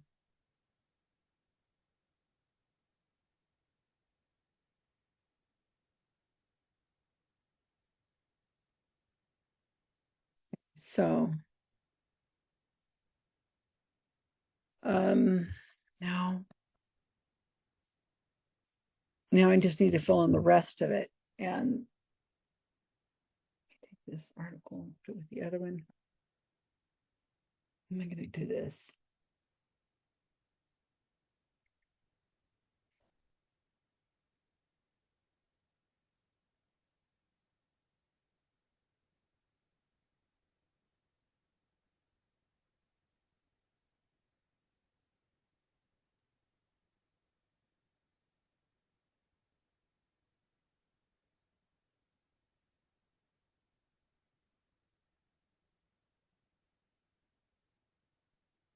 I think I saw an interview with him, Farah, talking about the book, and that would be really interesting to have in the background for the background area. And the synopsis is going to be, I mean, I can sort of talk about it without putting my opinion in there. It's based off the reviews, obviously, and whatever Bera says. So we need to watch that interview. I gotta find it and watch it. Once I get through the interview with Bera, I'm not gonna do it right here, then I can fill out the background. And then the synopsis will be used from what I learned in Bera says and the reviewers say, those two reviewers. This third review, I'd like to use it. I just can't because it's a WordPress. So let me see here. What a shame. It's a person who looks like an expert on Darwin. I guess there's a thing about it. And this person looks really reputable and so on, but I just can't use their article. If they had published it in a place that had journalistic integrity and not WordPress, a website. I mean, there's nothing, I'm not saying anything bad about this guy who his name is. He tweets under the name Darwin's Bulldog. He seems like such a fan. But as I say, Paul Gannart, I think. So, I mean, we can't use people's opinions that are not, I mean, this guy might be a total fan and a total expert on Darwin. He sure looks like it, but we have to be consistent across all of Wikipedia. So we can't allow I mean, if he wants to publish as an opinion writer or a reviewer for a journal, then what happens is before it's published, it is reviewed by somebody with editorial control, not him, not the guy who's writing it. And they'll go through it and say, well, do you have something, can you back this up? Is this really what happened? And, you know, they have to have a little discussion about what he's writing. It can't be from a website that's self-published. Is even if this guy is the most notable guy in the world, I just can't. Even if he is himself has a Wikipedia article, it really should go through it should be published in some kind of place that has what we would call journalistic integrity. And I know that sucks because it looks like a really awesome review. But them's the rules. If we don't take that seriously, then what ends up happening is all kinds of strange things get put into articles, and it looks like there's, you know, some guy's opinion, just some lady or some guy's opinion about something, whether they really know what they're talking about or not. Shame. But no, that's how we do Wikipedia, and that's what a lot of the paranormal people do not understand, that we can't just take a website. I don't care how amazing that person is and what a scholar they are, then they really should be publishing in a scholarly place. Get yourself published somewhere. I know that sounds silly because I'm just being facetious, like, well, just go get yourself published somewhere. But really, that's what it takes to be able to use your work in a Wikipedia article. We just can't allow everybody to have their say as equal to somebody who's gone through the review process and has gone through an editorial process. It's just can't be equal. And everything that goes onto the Wikipedia pages need to be like vetted, I guess you might say. That's probably the most important thing I've said this whole video. It's hard to sum it up, but to explain it that way. So I think I'm going to go make myself a bowl of soup or something. My stomach is growling and I'm starting to get a headache because I haven't really eaten today. And I really do need to make up the bed and start packing. Maybe I'll come back to this and finish this up, but it really isn't that much farther to go. I need to find that interview and listen to it and then fill in the little areas, make it live, add the categories, and then add the photo. And that should be it. Then we have a live Wikipedia article from start to scratch, from scratch. Anyway, I hope you guys enjoy it. Good book. I mean, it could be a crappy book and I can still write a Wikipedia article about it. Because if the reviews are there, they're going to say bad things about it. Well, maybe not. I just might have hated it. But no, I really enjoyed this book. So I'm going to end this here for now. And thank you, nobody, for watching. I said, I thank one of you, but nobody's watched because you guys all have lives. Yes, this is the work I do. Take care, everyone. Okay, so let's finish this off. I have spent the last hour or so thinking through what I'm going to say on the article. So I'm going to go over that with you. And then we're going to upload the photo and we're going to make the page live. So this should go pretty fast because I'm not going to be showing you like what you don't have to watch me think about what I'm going to say and fuss and fuss and fuss. So let me go over to it. Right now it's in my sandbox. And a sandbox is just a place where Wikipedia editors hang on, do their work. They work on stuff in the sandbox a lot of times before they make it live. So here's my sandbox. One of the things I gone back and forth on and back and forth on, back and forth on is the name of the book, because the cover of the book, and I'll show you that in a second here, is, and I've got the book right in front of me, is it's Darwin and His Children, and it's an ampersand instead of A-N-D. So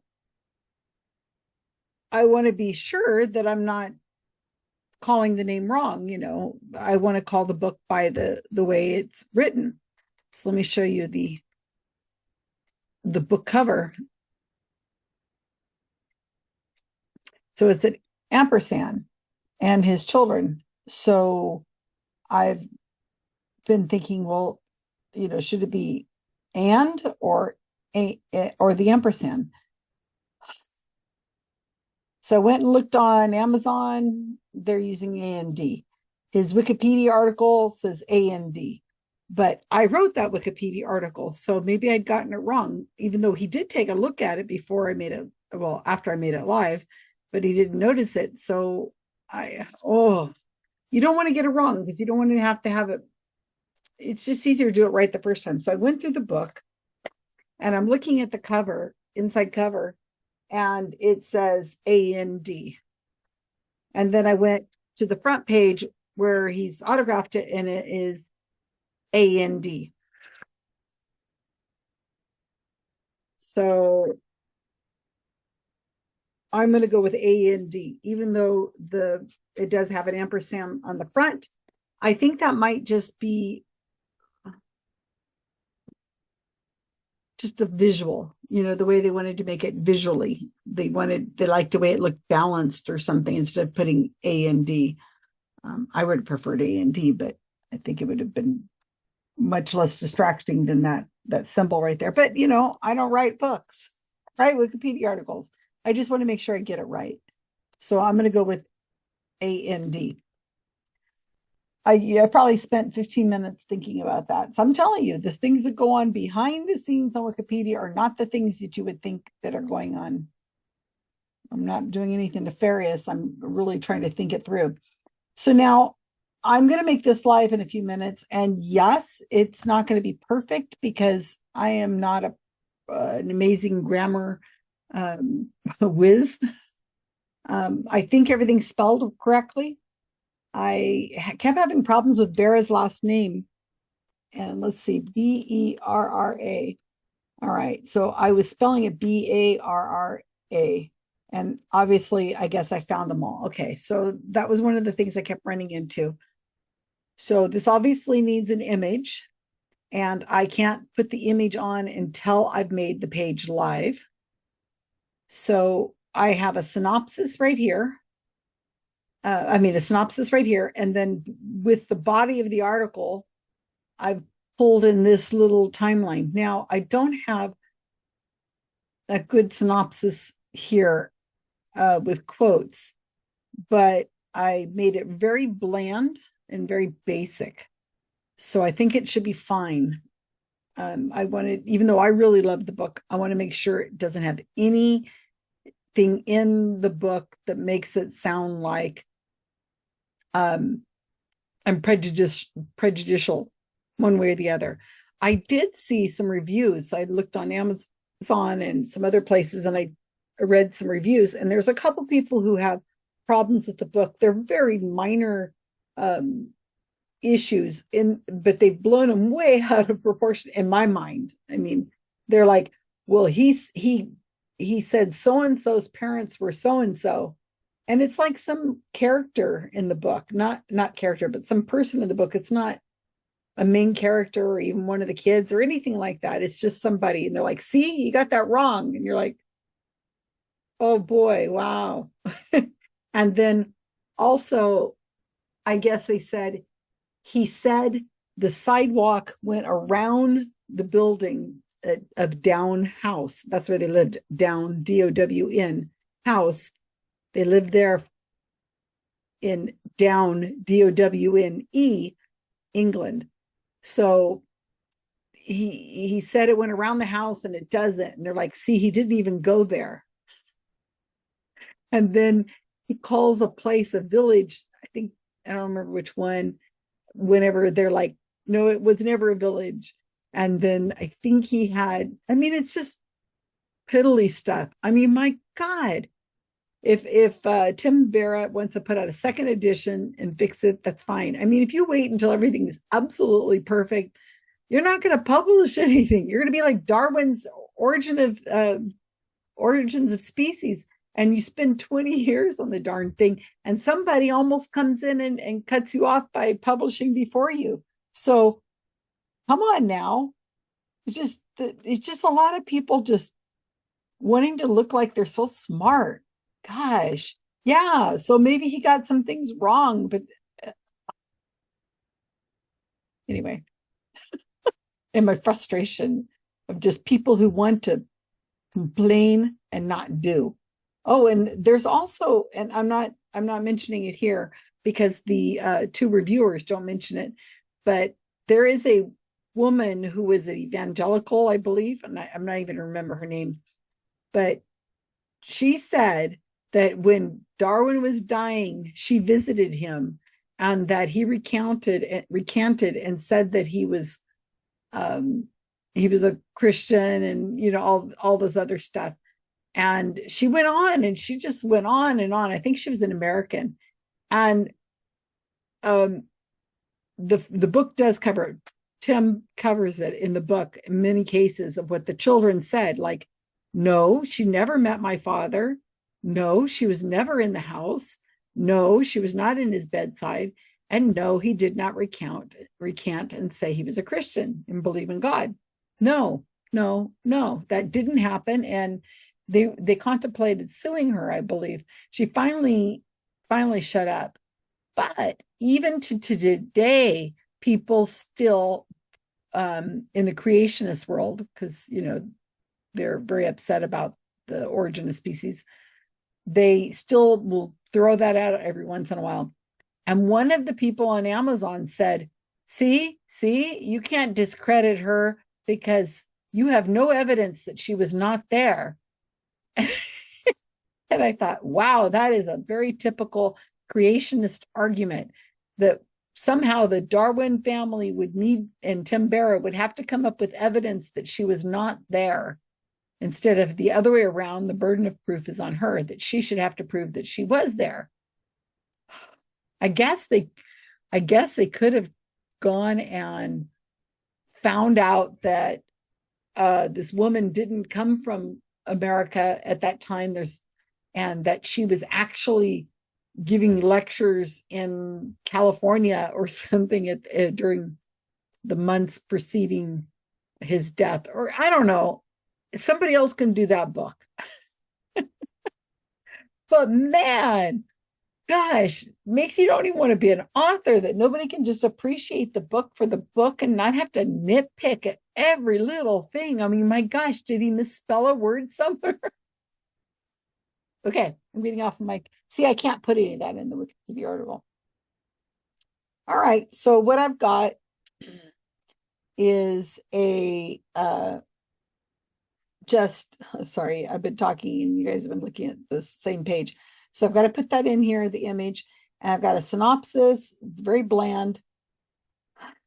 And then here's the two articles that are going to make the Wikipedia article be okay as having enough notability because these are two legit Ohio Journal of Science and University of Chicago Press. And I looked all over for an interview with the Tim talking about this book. And I swear I saw something and then clicked off of it and said, I'll come back to that later. And I not found anything. I have him talking about Darwin, but I don't have any interviews of him talking about specifically this book. I have him talking about whiskey, but it's not about this book.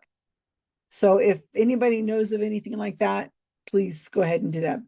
The see also down here, I put, and you don't have to have a see also section, but I put Charles Darwin's Children. So this goes, if you click on it, goes to the Wikipedia page for Charles Darwin's and the section on children.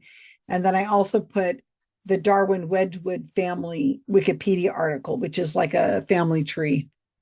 And I thought that'd be handy. And then we have Marsha Richmond's author link to her. And it's pretty simple. I just fussed on it a lot. I fussed on it a lot and kept fussing. So let's make this live. And then let's add the photo and a talk page so you can see how this is done.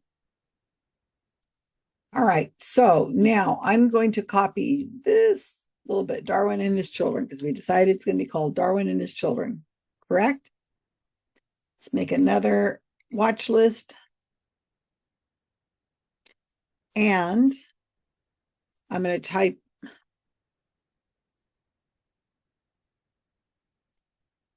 I'm going to do this off screen. Let me see. Let me make this. I'm making another. I'm going to search for Darwin and His Children. And it says, there is no Darwin and His Children. Lots of pages about Darwin. And should have Kim Where in here somewhere. I don't see it. A lot of articles on Darwin. So it says it does not exist. So you can click on Darwin and His Children to create the page directly, or you may create a draft and submit it for review. But I'm not going to do that because that's what my GSOW team is for. And you all out there watching this are going to be able to do that. So I'm going to click on, I'll show you what I'm doing so you can see. So Darwin and His Children, the mistake I made on one of the other books is I put the entire whole thing, like, colon and then the rest of the book, but we really want just to be called Darwin and His Children. So I'm going to click on there. There it is. Okay. So it's not there. There's no talk page. See how it's red and so on. So I'm going to go to my sandbox. I'm going to click on edit.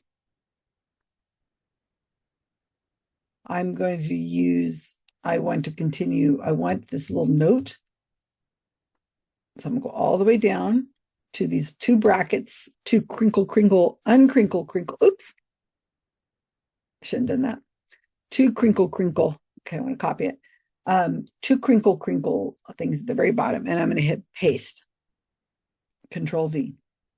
So I want to leave this note in here. I want to make it as tight as I can.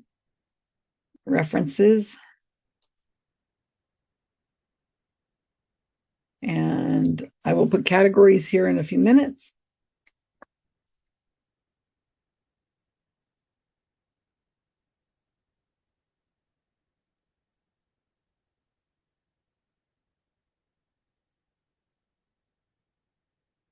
All right, so once I hit, and it's going to go on my watch list.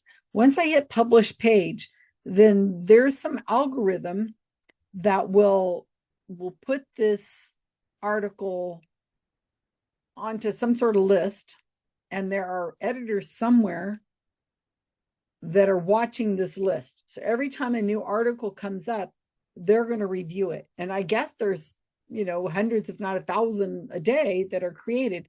And some of them are like somebody's cat, or their high school teacher, and they're they're not made right, or they create them with no citations, or they create them saying, oh, I will add citations, like they're going to make it live and then start working on it. But I teach my team to make it not to make it live till it's complete. So we only work on our sandbox and then add it to Wikipedia complete. So there are people somewhere that are just going to go through and read this over and delete it if it's just nonsense. If it is if it's on the edge notability, then what they'll do is they will have somebody will look at it and say, oh, this isn't quite notable enough. Like if I only had one reference for the book, or they weren't really good citations, then they would have taken it and said that we need to have a discussion if this page should be deleted or not. And they'll put it up as an article for deletion, and there'll be a discussion. But I think there's not going to be a problem. So let's hit publish page. All right, now there it is. So there is a Wikipedia page. It is live. I'm going to go to the talk page. I'm going to create a talk page because in English Wikipedia, and this isn't true in all Wikipedia, but in English Wikipedia, we create talk pages. And remember, the talk page is where the conversation is happening between editors. So I'm going to go to the edit page, the talk page for Mind the Science, and I am going to copy that, and I'm going to paste it over here. And it's not a book about skepticism, it's a book about science.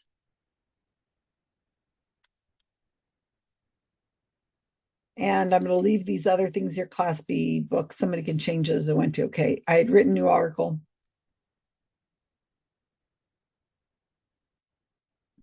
Okay, so I can take all this out. And here's where I have a conversation with the editors. So I'm telling them that I'm open. I'm going to try to say it in my own words, but I'm trying to tell them that I am open for them to be able to come in and make changes to the article. I'm not going to have a problem with that. I'm not going to, sit here and say, "Nuh-uh, you can't touch it." So I did not look in all areas that might have reviews, and hope you will. But the two I have included will pass the notability standards.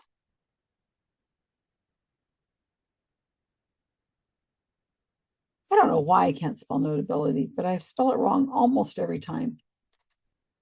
I want to say that I thought I had seen a video of BERA discussing the book, but when I went back to look again, I could not find it.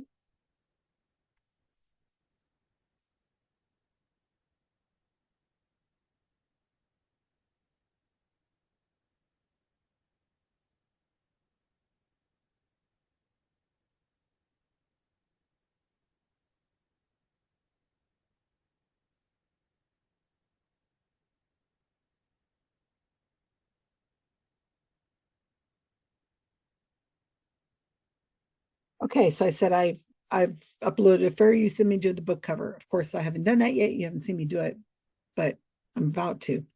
And then when you're signing, when you want to let Wikipedia know who you are, what date it was you made this post, you put 4 tildes, 1, 2, 3, 4, and then it automatically signs. And I'll show you what it looks like. I usually write enjoy.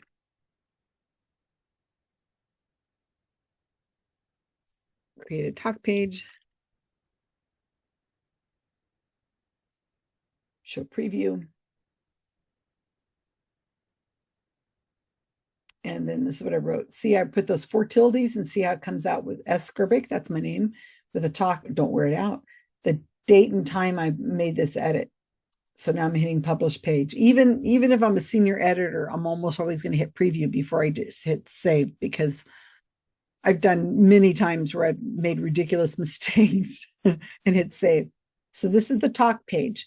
The other thing I need to do, and I need to do it soon, is I need to, some algorithm somewhere is going to tell me that this is a page that is a orphan, because nothing else links to it. So what I'm going to do is I'm going to go over here. I'm going to delete all this from I'm going to get rid of all this.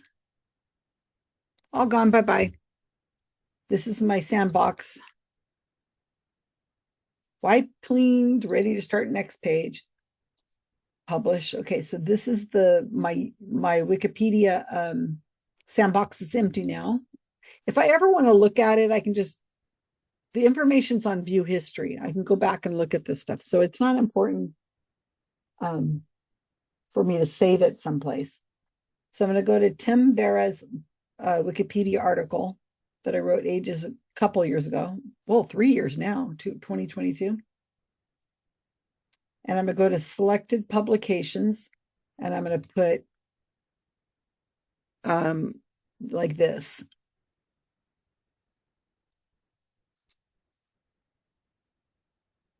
And then I want to put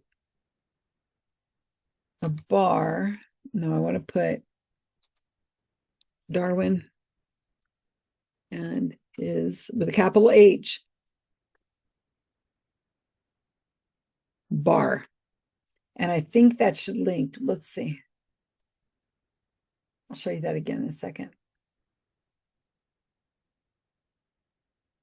Darwin and His Children, His Other Legacy.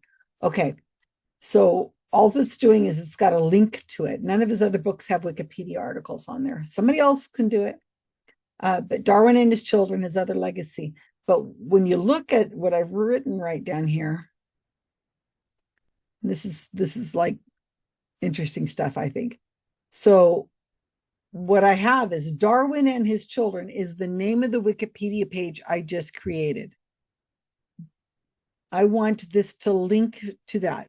Wikipedia is very, you have to have everything just so to make it work. And that's very frustrating for people. So Darwin and His Children is the name of the book. Name of the Wikipedia article that I just created. But I want to show it on this, when I, on the regular pages, it says Darwin and His Children and His Other Legacy. I wanted to say that, but I wanted to link to this Wikipedia page I just created.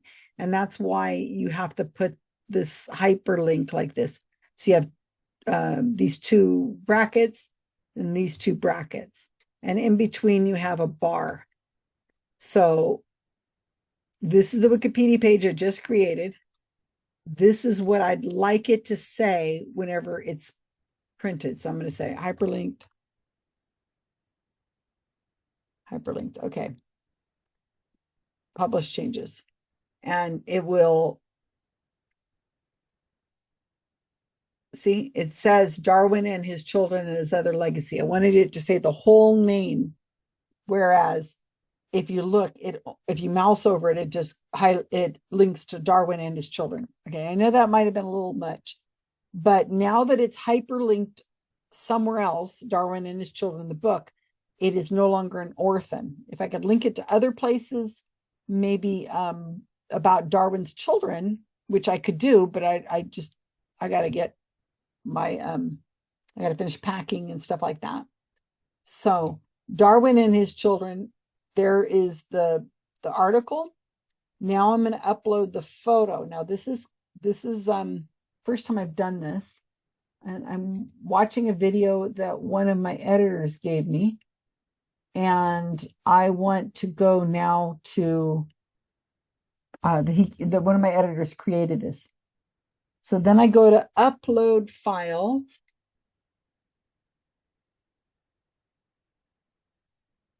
I think I'm going to listen to this. Hold on a second, you guys. Let me pause.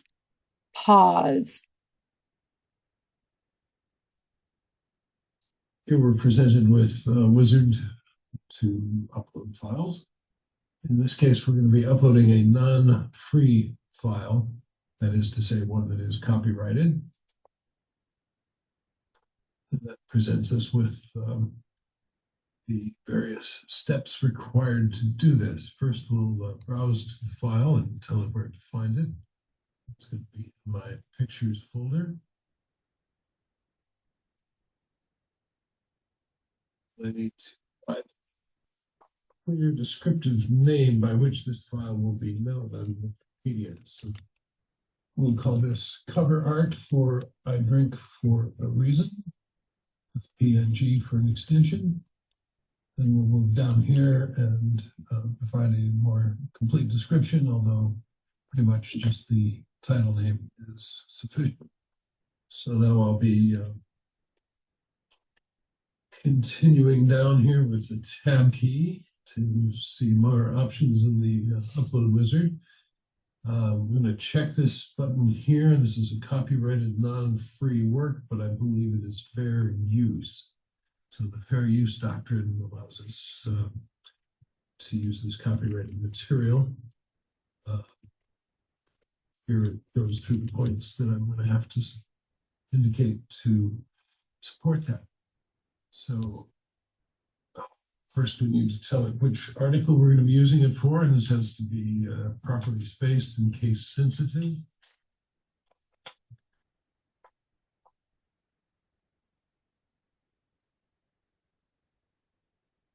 Checks to make sure I got that right.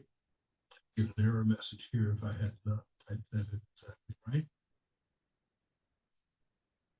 Here, I'm to check a button. Since this is the official cover art of a work,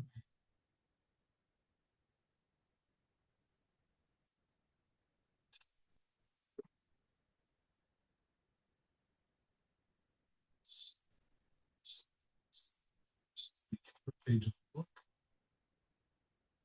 through prompts, publication. I'm going to switch back over to the Wikipedia page. See, that's August 31, 2009.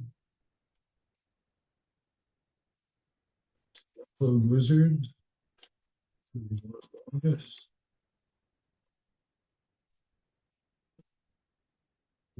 Get this file from to Amazon. Control C to copy the URL.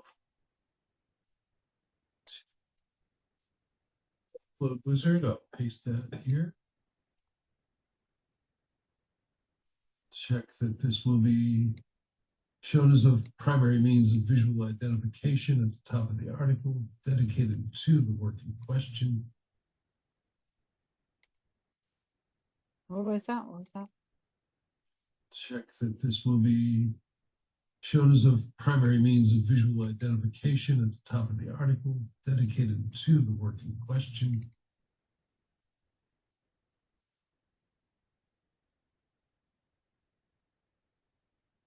So we're going to move down to, in view of this, please explain how the use of this file will be minimal. This is a crucial piece of information to justify fair use. So I'm going to say this is a low resolution image.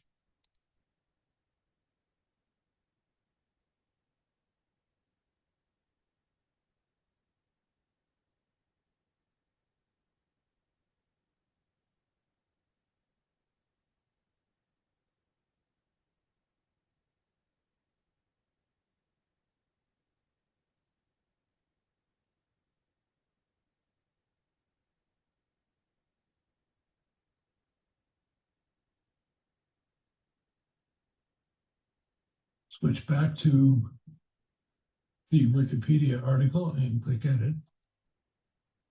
Here we have the info box data. It's at the top of the article about this book. Now upload this file to Wikimedia Commons. Switch back to the Wikipedia article and click Edit.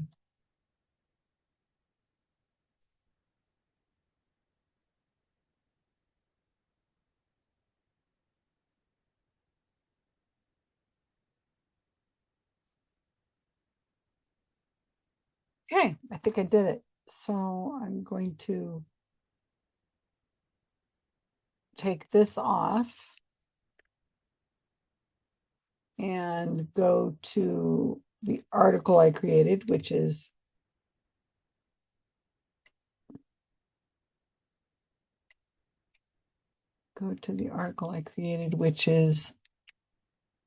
what's it called?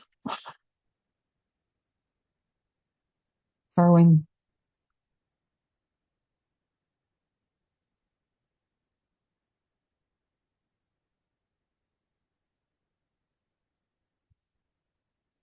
Make sure I've got this right. So here's the upload. I had to go through some hoops, and the video on how to do this is on my About Time channel where you're watching this video. And this is how to upload a low resolution of a book cover, because we were very careful about using art or anything of the sort that is not ours. So I'm just copying this.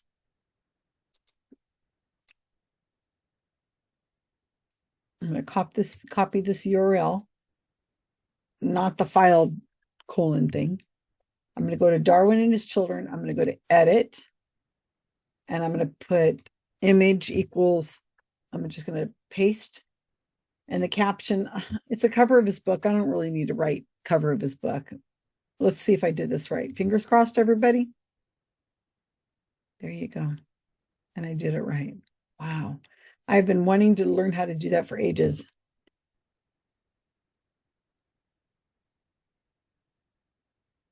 And always I have to have somebody else do it for me. So this time I did it. I did it. Thank you. Thank you, GSOW editor who taught me how to do it. You know, you wonder what we talk about in the Secret Cabal. That's what we talk about in the Secret Cabal. How do you upload a low resolution image of a book? All right, so I think we've got this done. These little hyperlink. Everybody does it a little bit differently, how they edit Wikipedia, and they create a page from new. Some of my editors will go through the whole article, get all the content, and then they'll go back and add the hyperlinks and they'll add the citations. I don't do it like that. I go in and you know, there's no really wrong way of doing it. It's just how you feel comfortable doing it. So I go in and I take an article that I think is well done and I want to use the format for it, which I did.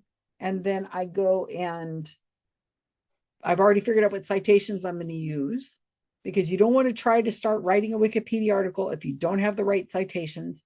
So then I take the citations and I put them at the bottom, and I figure out what I'm going to call each citation and make sure those all work.